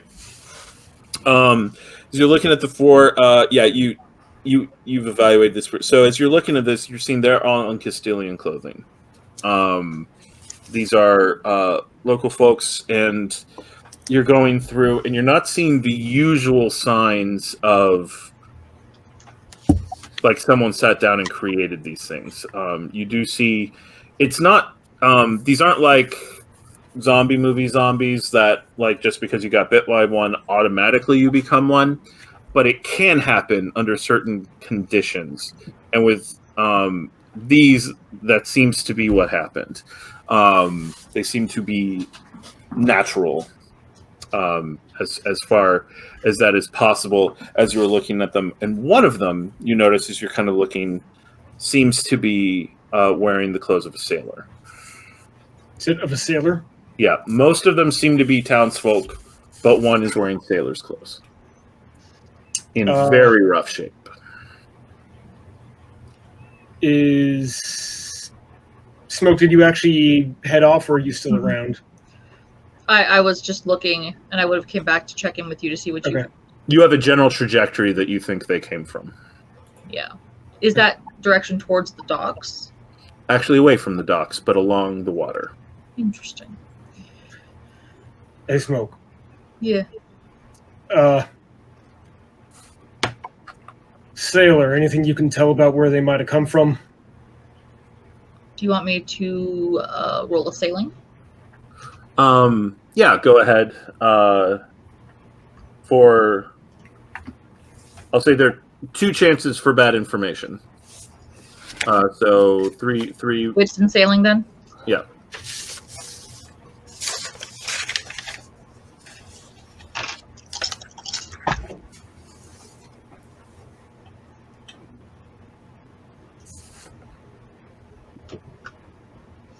Okay, so that would be 3.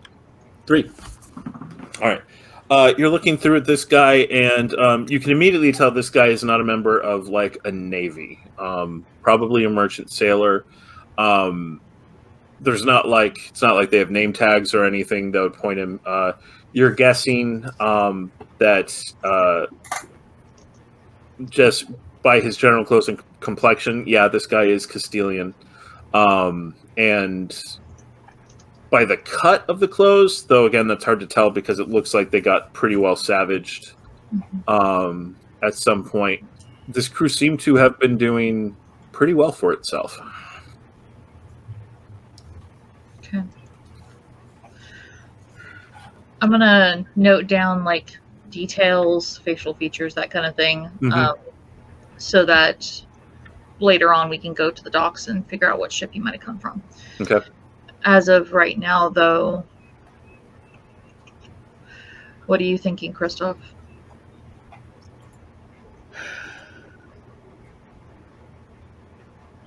This is the sort of thing we shouldn't really be seeing outside of Eisen. Right? Monsters generally stay away from the civilized areas. Kristoff's demeanor is definitely off compared to what it normally is.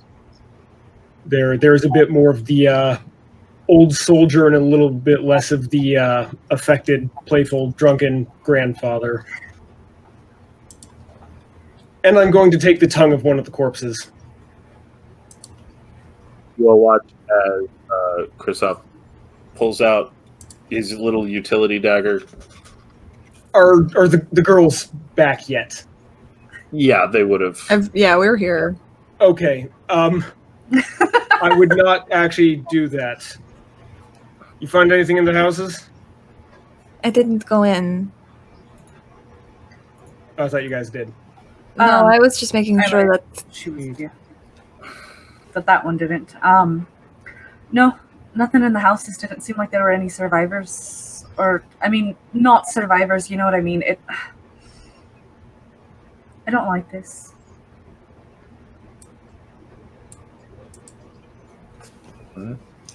Cass is kind of just like looking around for any signs of guards.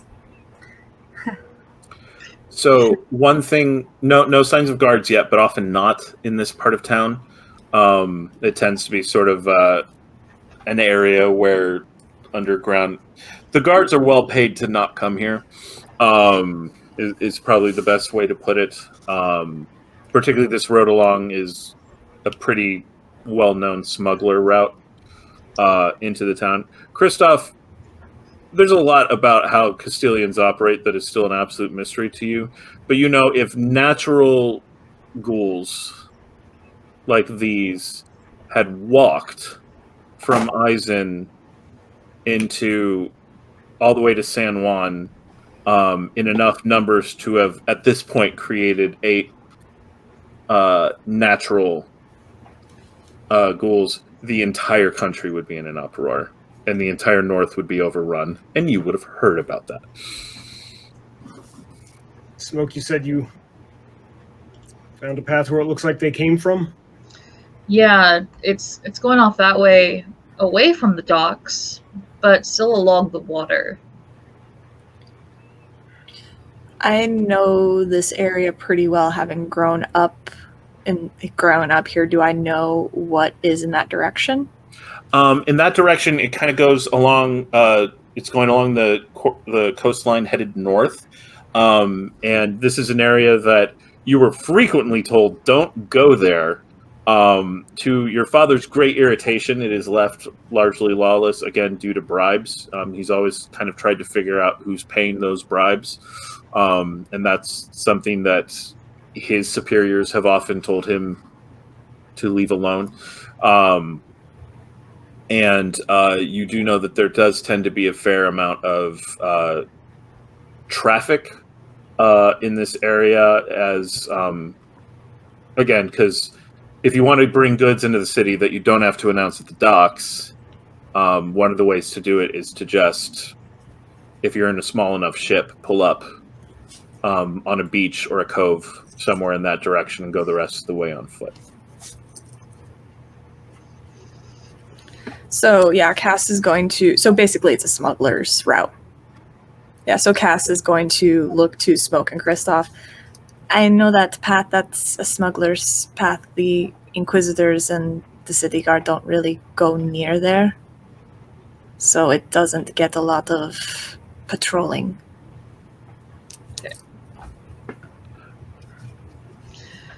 Should we follow the trail back? Doesn't look like guards are coming anytime soon. They won't. Normally I'd say let's find some coin for this, but I'm not worried about it this time. I don't want an entire city to turn into these things accidentally. How far away is the inn we were staying at? You're probably just only a couple city blocks away from it right now. It wouldn't be. I'm going to jog my happy ass back there, get my sword, and then jog back. And y'all see Kristoff's complexion has continued to shift. Any of you could be forgiven not knowing that he has that Zweihander, with the exception of Smoke. It's not something he carries around much. And now here he is with this just massive sword. That thing's as big as Mez. Probably bigger. Excuse me. Actually, Zweihander is like 6 feet long, isn't it? Bigger than me. Just like right next to it. All All right. Let's go following that direction. All right. Are we certain we don't want to be telling anyone about this? Do you really want to? Do you want to go waste that much time right now? The guards won't. The guards and the city guards and the Inquisitors won't come anywhere near there. They're paid well enough to not go there. Can we pay them well enough to come? Not without drawing a lot of attention to yourself that would be unnecessary. I don't think that's a good idea. And I'm stressing that point. Very. Well, I might have made a contact earlier who might be interested in helping. Who? Well, it was one of the ones who assisted me with the pistol incident. It's an Inquisitor or something of the like. Okay, there's a lot of Inquisitors in San Juan. And they all have very similar names. I'm not saying, I'm just saying. Well, it's late. I don't think you're going to get help from any of them. Fine, I'm not saying that this is beyond us. I'm saying that there's more to this, more that needs protecting than just us. Than just the people right here in this moment. And if this is something that can be worsening in any sort of way, if we can't stop it and there's no alarm raised. Question. How old were those ghouls? Were any of them kind of ripe? Good question. The villagers seemed relatively new. The sailor looked like he'd been turned for a bit. I am going to ask for a moment of, I don't want to use the word privacy, but without being watched. Specifically towards Cass and Mez. Ladies, all right. How about you go back to the inn, make sure that there's anything that you think you're going to need, and let the innkeeper know to let the guards know. And then in that case, we have a couple of minutes for you to go and sound an alarm in case it is bigger. And I'll stay here with Kristoff. Can you make sure he's all right? He doesn't seem it. He needs a few minutes. Okay. I can understand that. All right, Is Juniper bring staying? a flask. Come on. I was hoping no one was gonna ask about me. I'm assuming no one has talked to me in a while, right? I've been keeping an eye on you. You are not robbing that house. June is gone. He entered the house with Masara, and Cass would have broken line of sight at that point. Damn it. And then Masara came back and didn't bother checking to see if Juniper was back with her. So what's Juniper doing in the house while folks are running off and doing this? He get the sense there's something sneaky going on. He doesn't know exactly what. So if anyone looks up on top of the buildings, June is moving on top of the buildings, just kind of see if he can see anything. Okay. They stole my look. So climbing up on top and giving a look around, you didn't hear Smoke say which direction they'd come from. So you're just looking around, and nothing seems like, as you're looking to the city, it seems like the city at night, nothing particularly out of mind. As you kind of look off towards the north, you feel like you might see some moving shapes a distance off to the north on the road. But but it's hard to tell. It's really dark and a fairly cloudy night. Okay. Do I see smoke? Can I see everybody from where I'm at? Yeah, from where you are looking down, you can see as Kristoff and Smoke kind of send the girls off towards the end, and you also then see Kristoff do what? Once they are out of line of sight, I'm harvesting body parts and spending a hero point to prepare some hexen work. All right. That is 1 major and 2 minor unguents. Okay. You put it together, and this is a first for Smoke too. Just watching as bits and pieces. Can you describe which body parts you're harvesting? I can, but before I get started, I just tell Smoke, thanks, not the kind of thing I want them to see, and I've been doing this long enough, and it still turns my stomach a bit, so if you want to turn away, no offense taken. But from the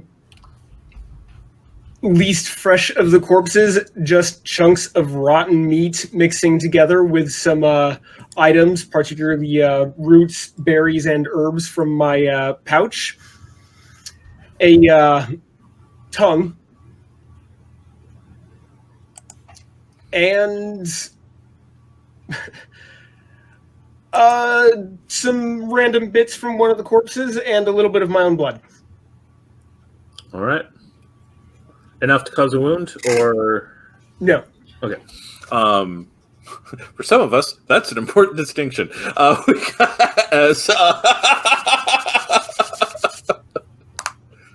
Yeah. You have time. Girls, anything special happening while you were at the inn? I will have... Do I know if any of the Vagabundo... do I know a way of contacting any of them? No. The contact is still... You are expected to have a dead drop in a day or two in order to share the information that you were given, but it's almost entirely one-way communication from them at this point. I'm very frustrated at that. So I'm sorry. Masara does send a letter to the Marquez house. All right. And specifically to the Inquisitor, like, I spoke with you earlier. There's things going down in this part of the docks. Dead things coming to life. Dad's gonna find out I'm not in my room.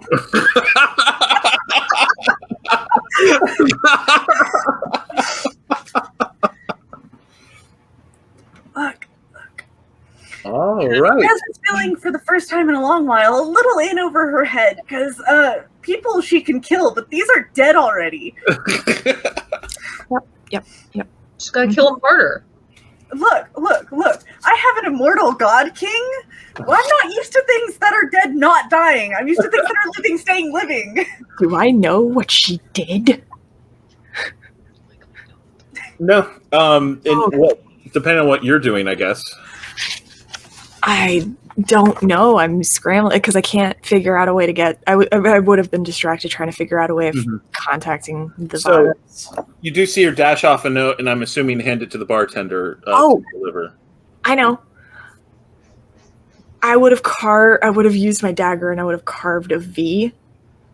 Very kind of like shadow marks in Elder Scrolls. I would have done a V and then an arrow pointing in the direction of that location. Okay, gotcha. And then a skull. All right. Cass had stayed there, she would have up. Dan, I was wrong. It wasn't a tongue I took, it was a brain. So one would just split open the noggin. All right. He had one that he punched through. Go. Okay, so, yeah, the message is off, and and you're leaving the Shadow Mark, and you get back. The group is getting back together. Zweihander has been claimed. I would have gone into the house while they were gone, like covered up the bodies with a sheet or something. By the way. Okay. I feel like, are we about to see these things out in the street? No, I don't want them to know what I've done. All right. I help. All right. And you all start heading up north, and as you're getting a little bit closer, you're walking up, and you're coming up on Smoke. You would know that there is a cove that is a very kind of popular smuggler stopping off point about a mile down the road outside of city limits. And it's another one of those places where mysteriously guards rarely show up unless you've done something to particularly piss off the city lately. And that's the sort of thing that other tradespeople just bring up. It's more for when your whole hold is illegal as opposed to a few items amidst the legitimate goods, which you would normally just handle with bribes at the dock. But as you're heading up about half that way, you see another group, and it's getting fairly dark now. You are well outside the city. There are no lamps or anything, and there's not total cloud cover, but enough that the moonlight is not being particularly helpful at this moment as these sort of dark figures, and again, you start hearing the moan. Oh, wonderful. What are we doing? Sword at the ready. Well, are we? Where exactly are we again? I'm so sorry. We're on a cove north of the town of San Juan. You're about halfway to the cove off the sea. If it's in this direction, this probably came in on a ship. We're gonna want to take care of this quickly and go check that ship. Okay. And as soon as she said it, run and getting rid of the zombies. All right. Oh no, he's gonna kill us all. Once again, we have a brute squad of about 10. This time I will be using my rapier and dagger combo. All right.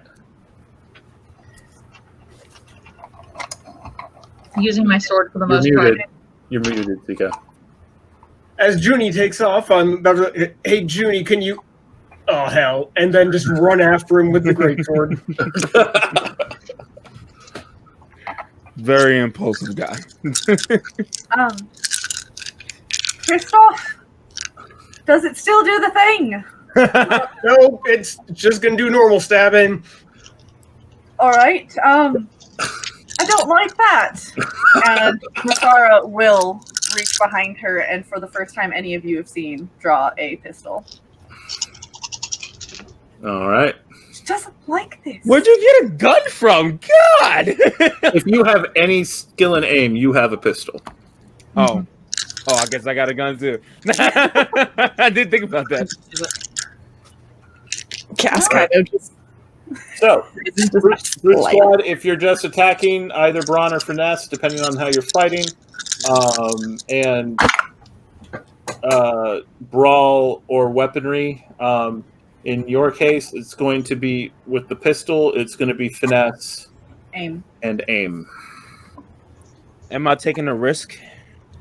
No, this is brute squad fighting. So Okay. I'm they going will do their wounds after you all have done yours. I'm going to re-roll a die because I have rank 3 in weaponry. All right. This is like my worst dice pool. How'd you do it then? Oh, that's right. I get another one because of it. So we've got. So as you all are running forward, Nazara pulls out her pistol, and how many raises for you?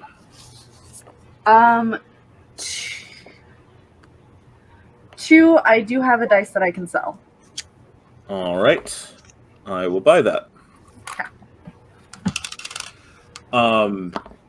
You fire into the group, and you do not see. So there's the loud bang and the flash from the gun, and in the flash of the gunpowder, you all can see mostly now sailors' attire as these things are still shambling towards you, and no sign of any damage whatsoever done to any of them. None of them topple over. None of them are even knocked backward. They all just seem to keep coming forward. Cass shrieks when she hears the gun go off. Does she lose raises because of this? I got 4. Not a mechanic, but if you want this thing to affect you in gameplay, I'll leave that to you. I feel like I would lose a raise for that. Okay. So instead of 4, I now have 3. Okay. So 3 raises. How many for Junie? 2, 3, 3. 4. Kristoff? 3. 3. So 1 more than 10. You all are able to go in, and there's just this.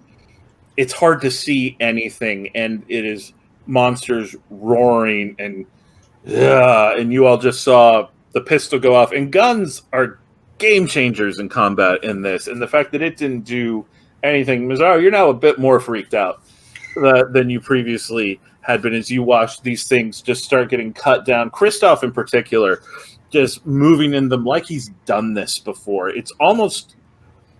There's nothing beautiful about it, but there is a rhythm to it that you see him just sort of fall into, as if the entire combat style is all about drop the one thing and get to the next thing without spending any more energy than you absolutely have to.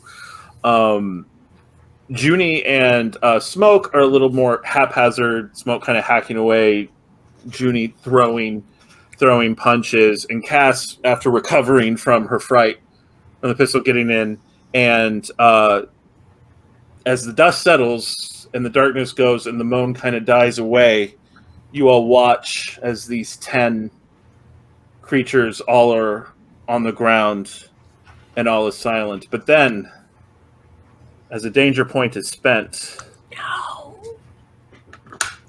all of them start to get back up. Stay down. Now, they were down, so they don't get to attack you yet. It's as if they have reset entirely. So no wounds, but you can see they are not done fighting yet. No. Can I activate my virtue? Sure. What does it do? It's the witch. I'm intuitive. I get to ask you one question about an NPC in front, like an NPC, and you have to answer yes or no. Sure thing. Spend your Are hero. these going to go down if we keep fighting them? Yes. Okay. And Kristoff, sometimes this just happened, and a thing would be dead. Wounds that would have killed another one would be given, and then for whatever reason it wouldn't stop. And then the next time maybe it would. Does that take a hero point? They were unpredictable. Yes. Activating virtues do take hero points. Yeah. Oh, no. Okay, well. I didn't know that. Do any of these look like the captain? Or do any of these look like they're stronger than There's me? one that looks like it might be an officer. Again, the clothes are pretty mangled, but that one actually has a sword hanging on it from its side. Not pulled. Yeah. All right. I want to go back in and take these down. Okay. I want to head towards that ship. Same. Okay, I'll fight. All right, combat rolls. Masara is paralyzed. I willingly fail. Okay. You are out for this fight. She is just like, congratulations, you've given her a new fear. She hates these. I'm going to re-roll the 1 die for my weaponry. Anyone changing it up in order to get flair, or are we sticking with what we were rolling? Sticking with what we were rolling, I am also re-rolling 1 for weaponry. Ooh. I am going to use flare and use my whip to try and keep them together so that they're easier to take down. All right, so it still feels like finesse and weapon. I'll give that wits and weaponry to get to to keep them Change together. what you're Kind of rolling hurt them or- like cats. Yeah. Yeah. Same dice. Cool. Okay, cool. Add the 1 for flair. Good. And so successes, we got 3. We got 3. So 5, 6, 7, 8. Yep, enough again to drop. And again, it's messy. You're in the midst of them now, and some legitimate worry about accidentally hitting each other in the dark. But again, Kristoff kind of leading the charge, instinctively seems to know who is a shambler and who is moving with kind of the gumption of a hero. And once again, the creatures are all down. And again, it's just like, and you're looking, and you're just waiting. Are they done? Are they down? And it seems like they are. My music ended just at the right time. It was battle music too. That was great. I want to take another look at that sword. Mm-hmm. How far is the ship from us? Probably about another half mile. Half a mile. Okay. Taking a look at the sword, you recognize the make. This is a sword that was made. I'm forgetting the name. Fantasy Tortuga. You remember the name of that city, Smoke? The island? Oh, the where the Lubuka is. Yeah. Yeah. It would be Started with a B. yeah, it was Palab. Find it. Anyway, no, we'll come out later. There's a very famous island of smugglers and pirates. It's basically Fantasy Tortuga. And you have now... These things came on a smuggler ship. Confirmed.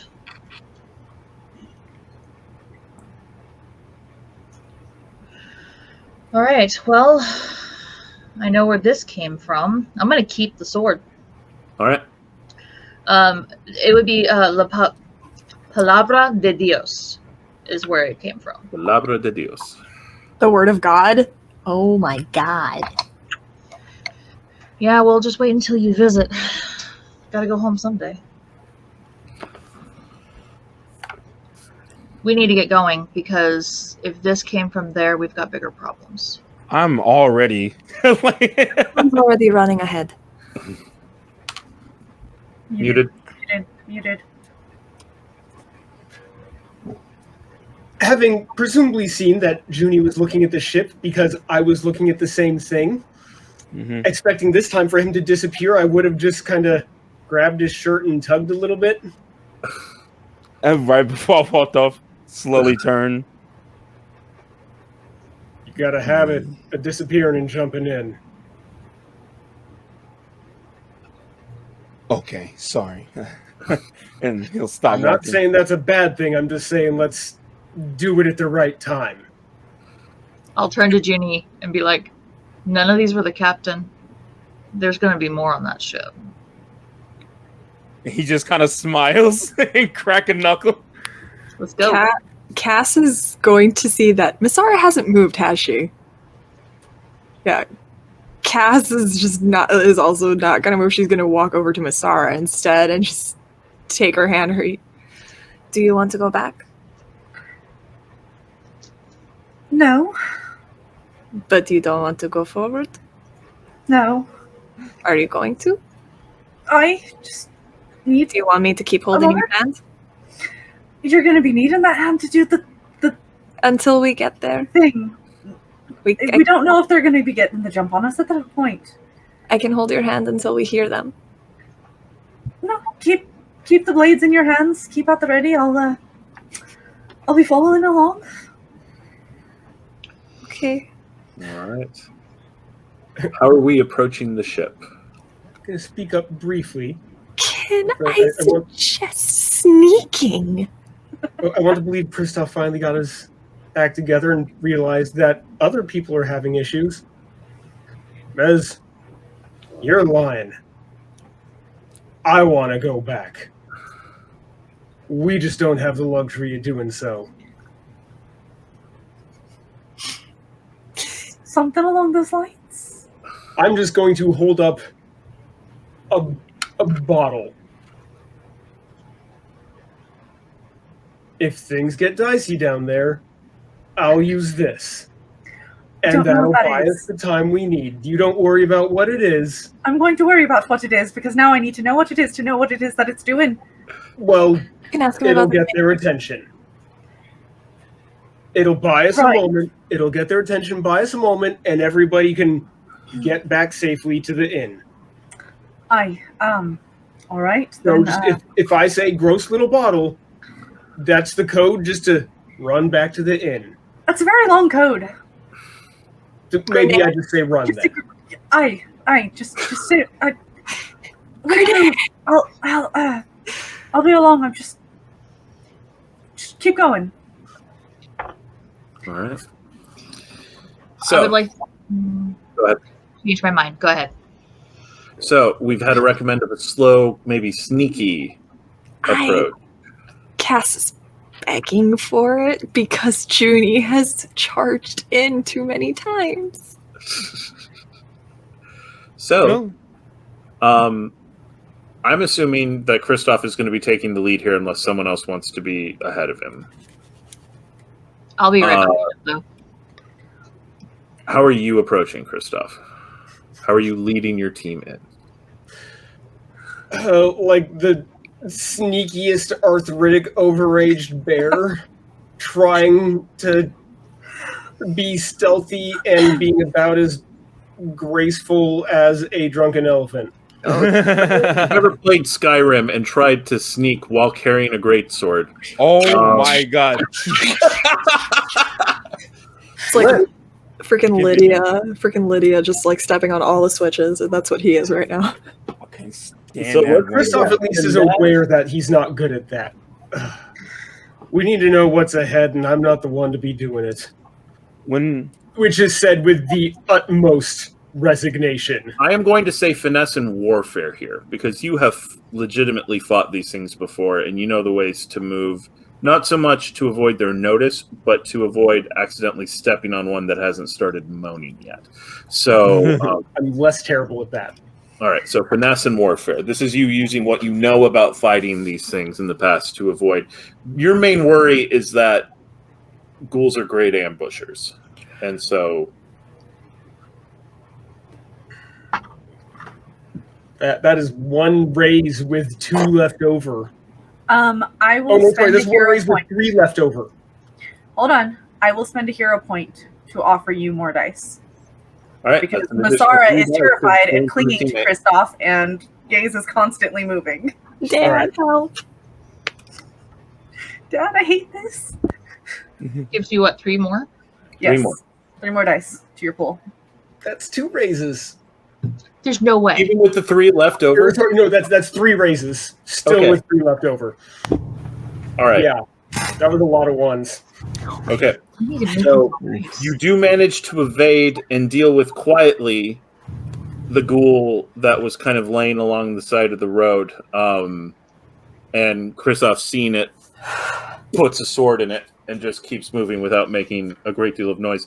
None of the rest of you even saw the thing. You just walk around him, see him stab ground, and the ground make a squish sound that it is not wet enough normally to make as he pulls it out and continues moving forward. And you get to the ship. And as you come up, the moon comes out from behind the clouds, and you can see Sunlight's Laughter is the name of the ship painted on the side, and it doesn't look like it was docked here.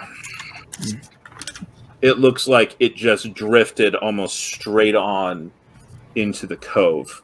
And there is very definitely noise aboard. It is a schooner, a smaller one. It's not quite. It's just smoke. You can tell just by looking at the rigging and everything. This is probably a pretty quick ship, and it's about small, profitable cargoes that you can get around blockades, stuff like that. It could also, you're guessing, so long as it wasn't a totally like any kind of river, it could probably manage. So long as you stay towards the center of the The of deepest the parts. flow. Would this count as like a restricted area? If you're under that, For an ability of yours, Second story work. I want to see if I can spend my 1 hero point to see if we can, if I can find us a path to get in without really being seen or noticed. to get aboard the ship. Yeah, Sure. I essentially. mean, like, it's restricted isn't the word, but the monsters do sort of function as guards. It's there, and you can see there are ghouls up on the deck just kind of shambling. Anything else anyone wants to be looking at or doing before the group tries to board? Is the group going to board? You're Muted. muted. I noticed it as I was saying it. I'm going to ask Smoke. Smoke, what are we looking for? in all honesty, we just want to take out anything that's here. The hold underneath is not going to be very big. This doesn't take giant amounts of cargo. So what we can see on top is possibly the majority of it. I would personally say draw all the attention and make them all come up, and then I do a draw last. attention. Is there a reason not just to torch the boat? Aye, that. Why don't we just torch the boat? Because I want the boat. But If you wanted a boat, you should have said. I could have just bought you one. I'm going to look around. These seem to be your garden variety dumb ghouls, basically. Is there anywhere we could trap them? Any sort of natural barricade, pitfall, anything like that? The boat itself, if you can get the deck cleared relatively quickly, would be almost all choke points. There is one place where it is stairs down into the hold, rather than a ladder, just because you got to get cargo into the hold, and that's not easy to do on a ladder. But and that would probably be a pretty natural choke place. But first, you would have to get the deck clear. And What how many about does it look not like? on the boat? There's really not a lot. They could be, if there's any in the water, they could be shambling out of the water. Not a lot of great natural barriers. You're on a beach Okay. with some minor woods around it. question. Mm-hmm. Would I recognize the name of Sunlight's Laughter? Where that sailor was from? It doesn't immediately ring bells, but it does sound like a lot of smuggling ships use very light-hearted, kind of happy names, so as not to just, you don't want to go with the big ominous, I'm a big bad smuggler name that'll automatically draw attention. And again, you're reminded of the island, and gosh, this ship probably has everything. Who knows how many big papers, how many, this is more than just a ship. There's things. How many does it look like there's on the deck? If I can. It's tough from your current angle, but you would guess at least 5. We just took out Prophet knows how many. What's a few more? And if it gets Smoke a ship? I'm telling you, I can buy her a ship. We don't need to deal with this. There are things that are going to be on that ship that you can't buy, sweetheart. Are you certain? Pretty sure we can buy most things. Not here. Junie, Then we go to the place where we Hear that, can buy kid? it. and I Junie, send that's you to the probably captain's needed. quarters.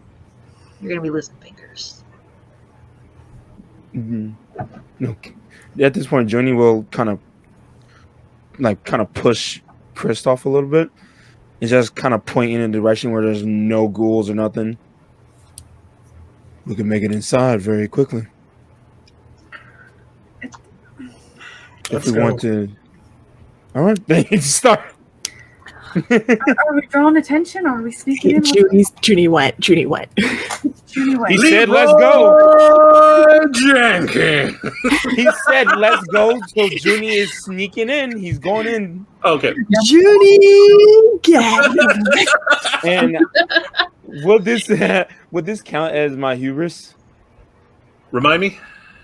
Curious. You receive a hero point when you investigate something unusual, especially if it looks dangerous. Oh God, yeah. Let's sneak aboard the zombie-infested boat. Yeah, in the middle of the night. Fun. Yeah. We got like 5 hero points by now. Then. While they're doing that, Smoke, you said something about needing a distraction or drawing them off the ship to do a thing. Oh, they're already going. Yeah, they're gone. I know that they're going, but do we need to help draw attention from them as they're trying to flank this? Or I can only bring one person with me, so Kristoff was the one I chose. a good choice, No. a solid choice. Stay back. Watch. If you see one of them sneaking up on us, call out to us. But stay off the Well, boat. I'm certain I'll be doing a lot more than calling out, but There you go. I'm gonna go run in now that I know that those two have just disappeared. All right, so the ship is up, and not the sort of ship that is designed to be boarded in this particular way. The usual ladders at the side that you could use are in deep water, and so give me your approaches. Your first 2 raises are going to be spent actually getting aboard the ship.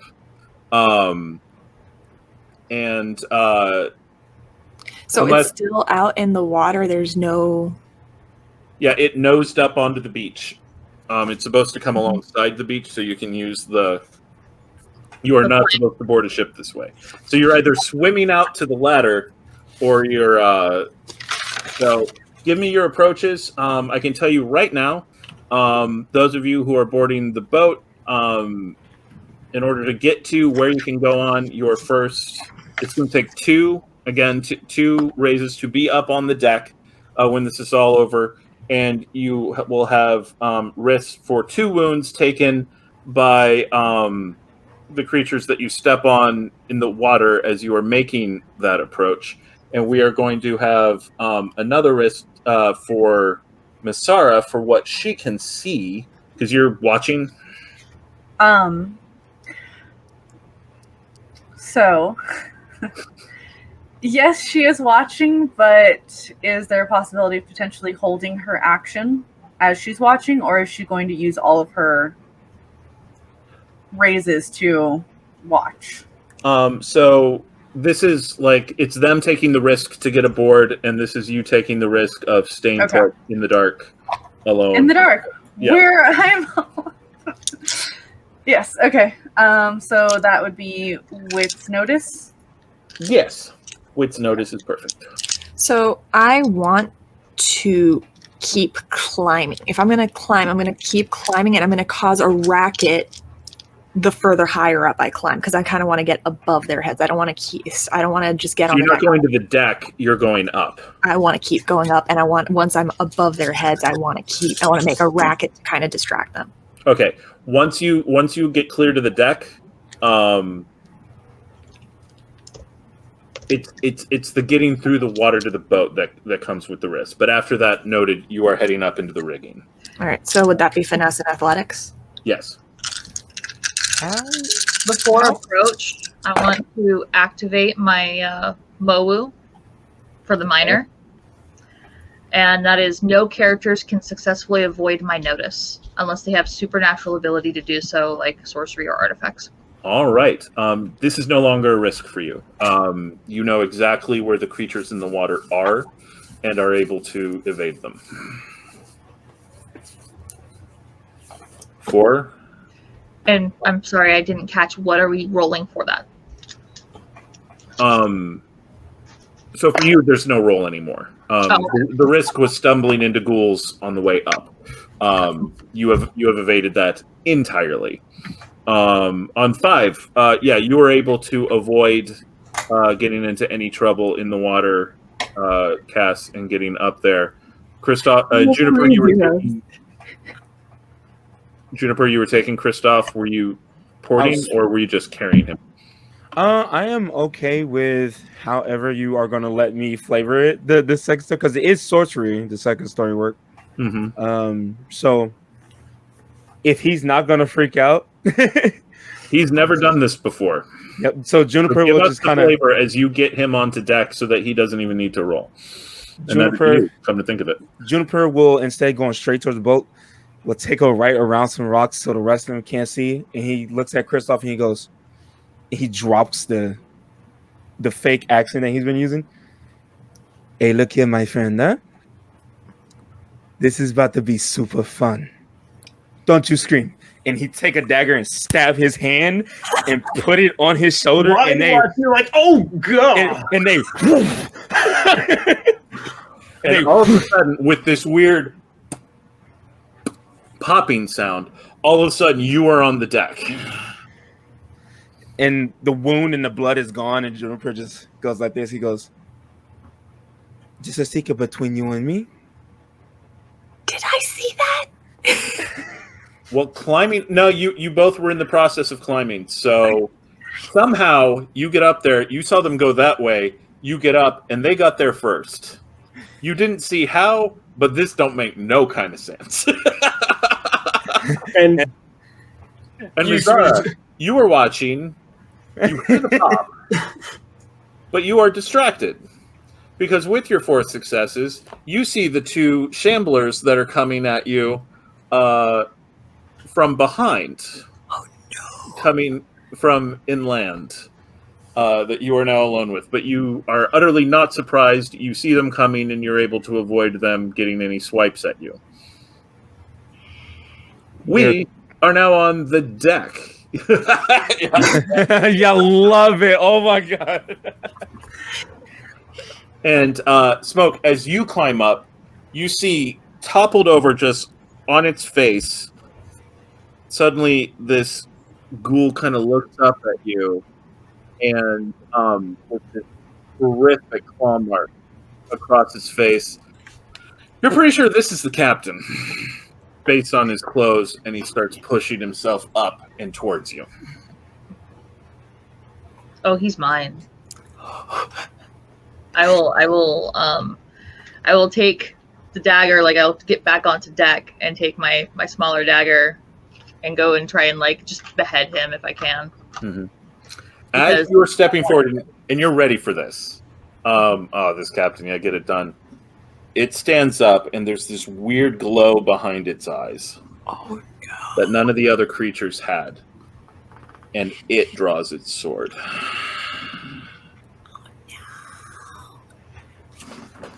Okay. At that point, I've got both. Well, I got 2 guns for both of you. All right. You're in the midst of a thing. How and what are you doing? I imagine everyone's just fighting. Well, I made sure we got up there very secretly, like there was no one around or any of the ghouls. So I just kind of look at Kristoff, and right before I jump over the edge, I just go, catch up, and he just jump over to where Smoke is. And when they're in mid battle, I'm going to punch him in the back of his head so hard. All right, so we've got kind of a sneaky punch. Yes. That'll be finesse and brawling. Okay. Cast his dagger. Finesse and aim. What's Kristoff and Mez doing? Being confused to start with.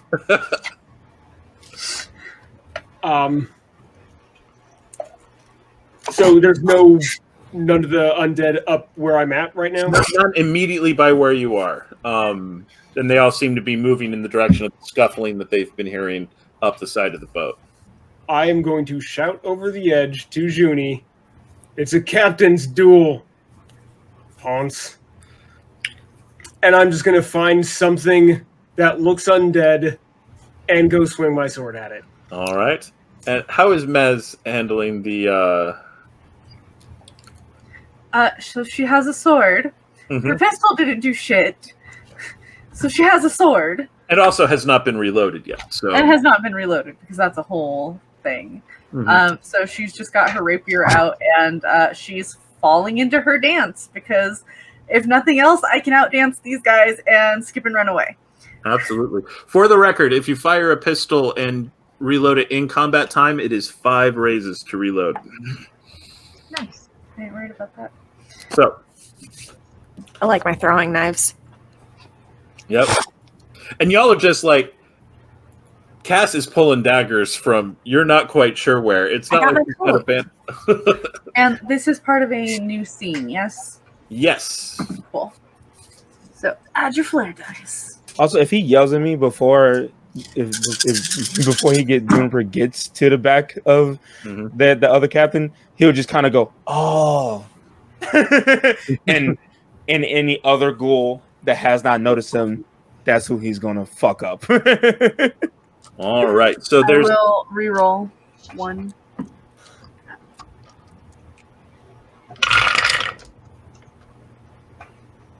balls. That's absolute balls. So I'm going to spend a danger dice to de-balls that roll.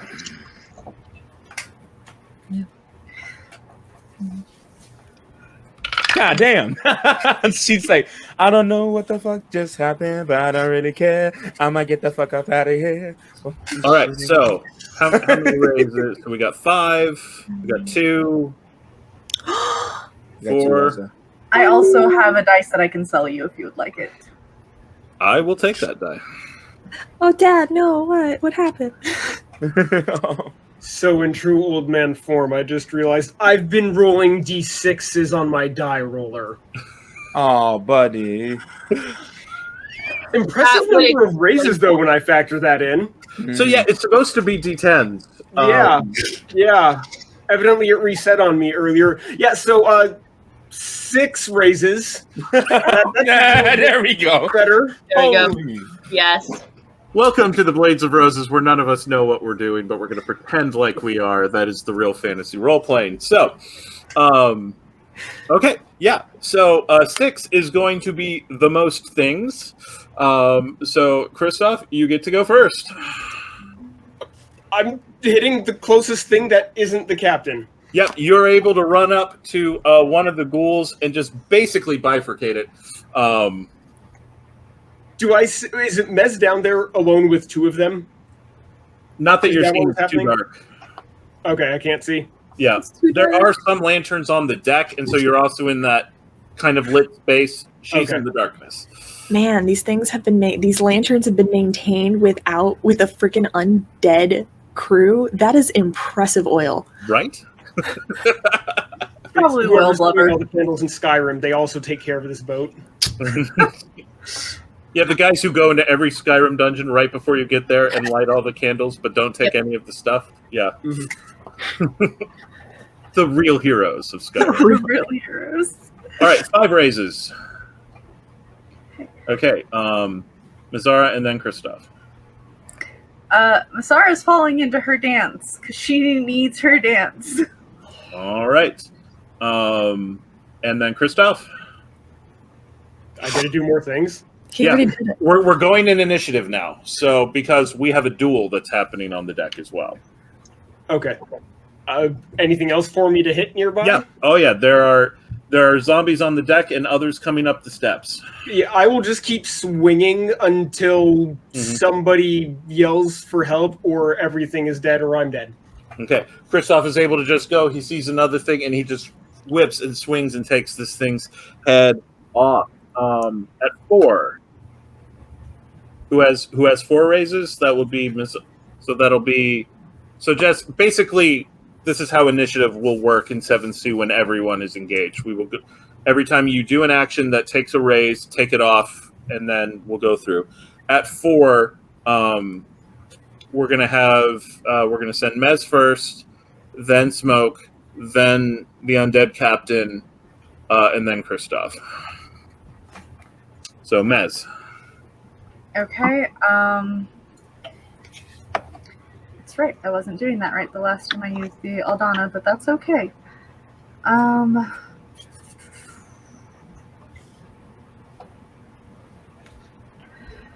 Mez is going to go ahead and go into a feint.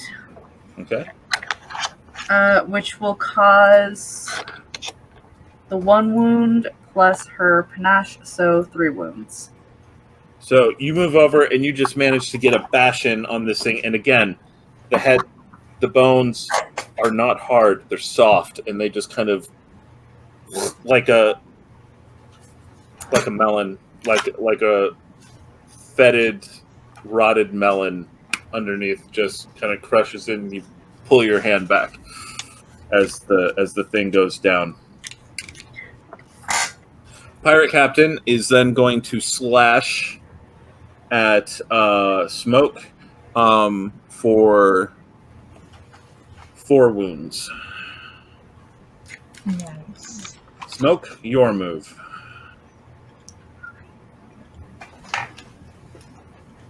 So, I will then riposte. Is that how it's said? I will go and riposte. So your skill and weaponry is? My skill and weaponry is 3. All right, so you reduce the wounds you take to 1. Correct. And if I can, I would drop the smaller the dagger, and pull my whip out. Okay. Yeah, sure. So also the riposte deals your weapon's skill worth of wounds to him. And so you're able to bat his slash away. It still, you kind of feel the ring through your arm as you do it, but you manage to get back, and he's only just able to keep it from getting him, but it's clear he's off balance. Okay. For the record, for those who are wondering why stuff like that, the minor wounds are not actual hits. They indicate exhaustion and other type things. Dramatic wounds are the ones that show and leave actual wounds in the skin. That's what I'm talking about there. That's the distinction. Kristoff.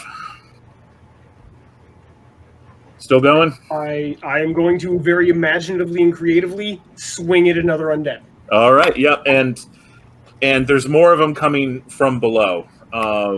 At this point, are you trying to hold the stairs or are you clearing the deck? I will hold the stairs actually, because I have faith in Junie to clear the deck and for Smoke to win a duel against some 2-bit second-rate captain who couldn't even keep his own ship safe. All right. Right. We don't have vicious mockery here. 3s. Mez? Because I keep popping down.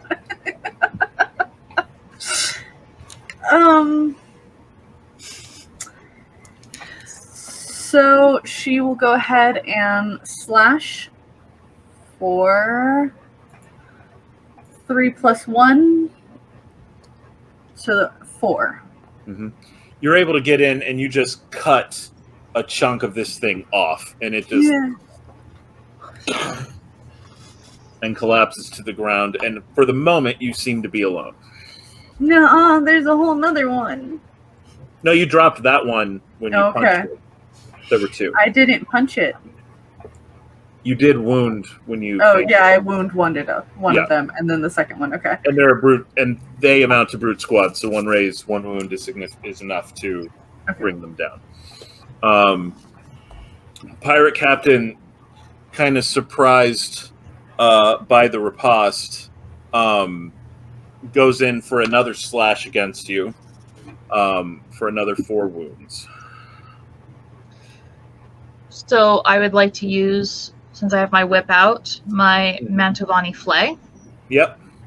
Which allows me to declare slash at this moment. Mm-hmm. The maneuver deals 1 wound, and I choose a maneuver that I know that my opponent can perform, which is slash.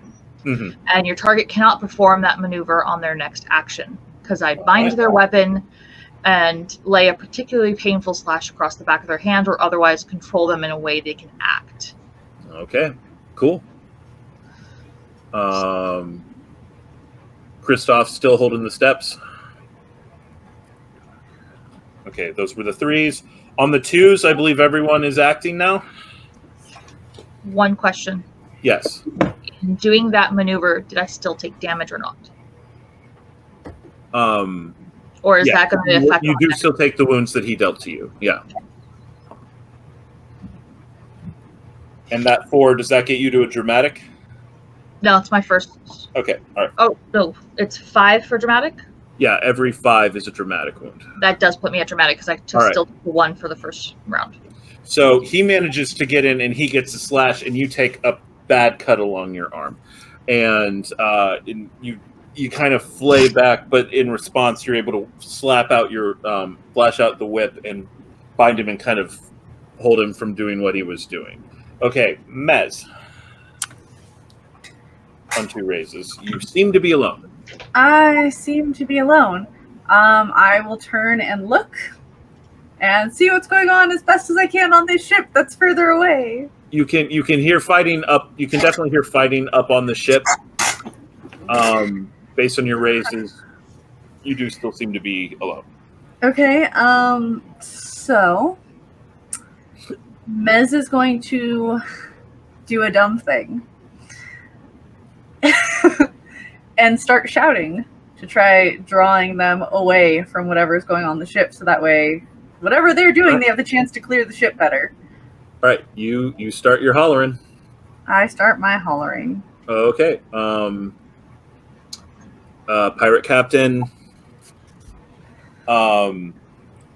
attempts to slash, doesn't seem to know how to do anything else, and just can't make it happen. Is too restricted. Kristoff. I assume I can hear her shouting. Mm-hmm. Can I see anything down in that beach area from where I'm at? It's all darkness. Out Okay. How many seem to be coming up from below deck?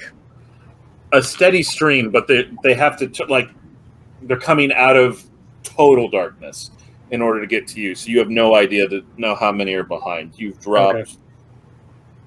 I will hold the step so they don't get swarmed. Mm-hmm. But I will try to keep a ear out in case Mez's yelling turns into something other than bravado. Yeah. So the captain has not moved. Now, Cass. Oh my gosh. My turn? Really? Yep. Okay. Sorry, I got distracted by myself being blonde Bayonetta over here.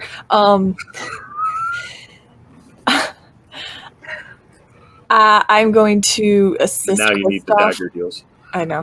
I'm going to assist Kristoff in the maintaining the stairs, but from above. So just Okay. So, Kristoff, you're fighting, you're waiting, and another one's coming up towards you, and you're like, oh, I'm ready for this. And all of a sudden, there's a dagger in its eye, and it just falls backwards. I wouldn't say it's in its eye. I think it would just go in through the skull. Sure. Thanks, Cass. Junie. You're welcome. Junie's about to have some parkour zombie killing fun. So he is trying to do his best to clear the deck, just running through, punching, snapping necks, crushing skulls, knocking out kneecaps. On your first raid, you're absolutely able to get to one of them, and you full on Shoryuken the thing off over the side, and it splashes into the water. Final raises. Is Mez carrying on? Mez is not going on this ship. If she can draw any towards her and help thin the herd for the rest of them. You actually do see one moving towards it, and it's like it's looking out over, it can't see you, but it's hearing you in a certain direction, but then seems to just it can see plainly prey in its field of vision, and so does not seem to be coming for you. All I can hear is, "Come on, buddy, this way." Come on. She jogs after it and it's all neat. So the captain uses its final raise to just pull itself out from the whip, but otherwise that seems to be all it is up to at this particular moment. Kristoff, just keep it on. And I got my job. I'm going to keep at it. As you go and you drop one more that's coming in, and it is not immediately replaced by something else. So you're kind of looking there. Cass? There doesn't seem to be anything coming up the stairs at this moment. Steps. It's too dark for me to see beyond the ship. So the only one left is the captain, right? There are a couple still on the deck. Okay, I'm going to just... You dagger one of them. And Junie, you take out the last one? I do. All right. Smoke. Do I just see a dagger fly out of nowhere too? Yep. I'm going to use keep my the other dagger. hero point and activate my major Mowu and designate the captain as my prey. Okay. And it gives me an extra die if needed. All right. Where's it an extra raise? Finding out right now. I'm glad I saved all these. It just gives me a bonus die if this goes one more round. Okay. If not, we're fine. And that's not even going to be a raise. That's just a thing you can do. So yeah. So what do you do with your last raise? I'm gonna slash at him since All right. that's what I have left. You go in with the slash, and this gets all the way through it, and it goes in through. You get a perfect move. It's actually more of a stab, and it goes in through his heart, and he just. And you watch the blue light go out, and the body just sag down onto the deck. Pull my sword out and kind of just wipe it off on him. And for the moment, all seems to be quiet. Except for, is Mez still shouting, or... She found something, she chased after it, she stabbed it a little bit and was like... So, I still have the first one activated, that nothing gets past me, so I would know how many more, potentially. You all watch as Smoke crouches down and puts her hand on the deck. And in that moment, there's always a feel to a ship. Is a ship currently occupied or not? This is weird. It's not your boat, or at least not yet. But as you're touching it, you get a very good feel that they've all been handled. In the distance, do I still see Mez freaking out? Again, no, she's in total dark. Like, no one on the boat can see Correction. Do I hear her freaking out? Does he hear her freaking out? She has fallen quiet with the last one, because the only reason she was hollering was to get attention drawn away from everyone else to allow opportunities. Okay. Well, so that's just silence. But, yeah, the sudden silence from the dark must be great. Yeah, June doesn't know Kristoff that. is just going to jump over the edge. So we both just kind of... Yeah. All right, both of you, go ahead and give me finesse and athletics for swimming. I will take athletics or sailing. Oh, my old man hip is not going to do well here. You're looking at 2 wounds, depending on how you hit the ground. Remember, it's D10s. Yep. Nice. My rolls are so much better when I use 10s. Right? Yeah, math. There's more numbers. I know. It's crazy. 3. How many ones you had? I got 3 raises. Dang. I All right, rolled yeah. really So you're both well, fine. yeah. You managed to stick the landing perfectly, and you get there, and as your eyes start to adjust, they see Mez, who is doing what? Mez is just kind of standing surrounded by these 3 corpses and is like... Am I now... Because I realized that he was very focused on getting onto the ship, so I feel like he's now realizing that she's been freaking out the whole time. So he'll just... no, mon ami, come here. No. Like, drop bags and everything. It's okay. You are now hearing a Montaigne accent from him for the very first time. I mean, kind of picked up on that already. And then he'll go, Oh, also a very bloody hand. I killed some. I know. It's okay. I mean, it's fine. Right? You did well. Cass is gonna hit the deck from the rigging Mm-hmm. and just look to Smoke. Are we sailing, or what are we doing here? I want to check the captain to make sure that there isn't like any valuables, things that would be important to us. I would say let's ditch the bodies. That was a good call up in the rigging there, Cass. I'm gonna go check out the cabin and see if I can find the ship's papers and things. All right. As you are searching, you find a pendant as you're searching the captain's body. And as you pull it out, this thing just feels wrong. Your tattoos itch as you pick this thing up. And it's got just these weird markings on it that don't make any immediate sense to you. As you're kind of glancing over it, as you then go over nice, as you then head into the captain's cabin, you're able to find a collection of papers and stuff, and apparently he was actually transporting people from Eisen who were dealing with the sickness and had hoped that if they could find a priest, that the priest might be able to cleanse them of it. They had died of their wounds in the course of transit, and the captain had just found this one particular pendant on the father of the family and had decided to keep it for himself. Yeah. I know somebody is going to want to cleanse that. And one of the last notes is very hastily scribbled. The bodies are angry.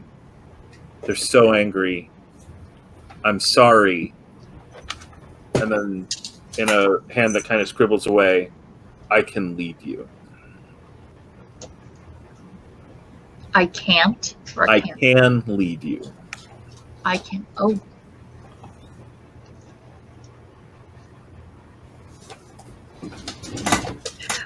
I would say at this point, I almost want to burn all these bodies, if possible. But that would take some time getting them up on shore. If the boys and everyone else is helping, I'd say let's start a bonfire. All right. All their belongings. Mm-hmm. I want to take that pendant and lock it up in something. It's, weirdly, as you're going through like what's below and stuff like that, as you're making sure you have all the bodies and everything, there were some that looked like they had come to life and then been killed. You do find a box that you get the impression this was kept in before the captain removed it and started wearing it. Yeah, no. We're going to put it back in its box.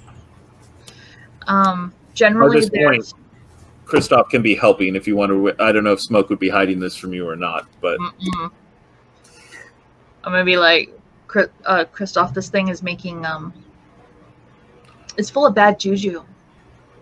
Oh. Kristoff, you look at it and you remember the kind of people who made this kind of thing, the folks who thought that they could control this. And you know there is no cleansing it. Is there something we can... Do we have the means to destroy it? I'm good. Do we have the means to destroy it? Is what he's asking. We have a very big sword, and it's made of silver, so it'll... Okay. Go for it. I don't want that on a ship. Yeah. I'm going to take it off the ship to destroy it. All right. Are we keeping the ship? I want to keep the ship. Oh. Scrub all the gross zombie things off of it. All right. You all are able to make clear your captain, Captain Smoke, now has a ship. Aboard it, you can find all of the paperwork, various names, different things, so you can decide if you want to rename the Sunrise Laughter or not. But thank you all so much for joining us for our very first episode of The Blades of Roses. Thank you so much to all my wonderful players putting up with this absolute insanity. And we hope to see you all soon. And as we do here, Squirrels of Darkness and scene shifts to the capital of Castille, San Cristobal, in the palace of the king himself. But good King Sandoval is not in his palace and has not been for years. For years ago, he went, or was taken, according to some, to the island of the Vatican Church. For his safety, or was he kidnapped? And in that castle, there is a buzz of activity, people moving through the hallways, most of them wearing the livery or garb of the Vatican. And then we come to a room, a chamber that overlooks the city of San Cristobal and the bay beyond, and we see the Count, Fausto Horatio Montalban, standing in his full Inquisitor attire, wearing the symbols of the Vatican Church and the sword that reminds everyone the fate that awaits those who challenge the power of the Church in the presence of the Inquisition. The door opens, and in runs a younger man, also in the garb of the Church. And he steps in, sees the Count, and bows. My lord, we have word from San Juan. Yes? Grande Lopez, it seems, got sloppy and met with some of the agents from Montaigne in a manner that did not go unnoticed. They have vanished, and we believe that Los Vagobundos are responsible. Los Vagabundos once more, I see. Now, you have brought me this news. Have you brought me any good news? Well, he's like flipping through his papers. Esteban. Well, I don't have anything from the city right now. There was... So you brought me no good news to balance out this very bad news. Is that what I'm understanding, Esteban? Yes, my lord. Apologies. I see. Perhaps you can explain it to me in some fresh air, and he'll walk him over to the balcony. Now, I want you to think very hard, Esteban. What sort of good news could you possibly have for me?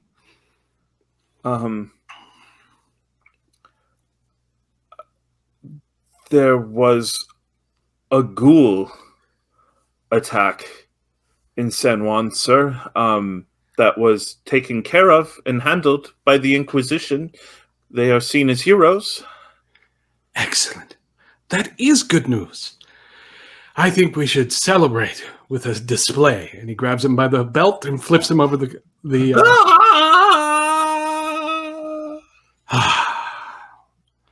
That is satisfying. Now, someone... The door suddenly bursts open, and in runs another... You do not particularly know this member of the Inquisition, but they come and they bow low before you, and they're like, my lord. And he holds up a pillow, and he pulls a satin cloth off of it, and there, simple and yet unmistakable, is the crown of Castille. My lord, we have found it. Excellent. You have done a great service to the Inquisition, and you have improved my mood a great deal. Now, let's make sure this crown stays lost a bit longer, shall we? As you say, sir, it will be done at once. A good night after all. Lovely.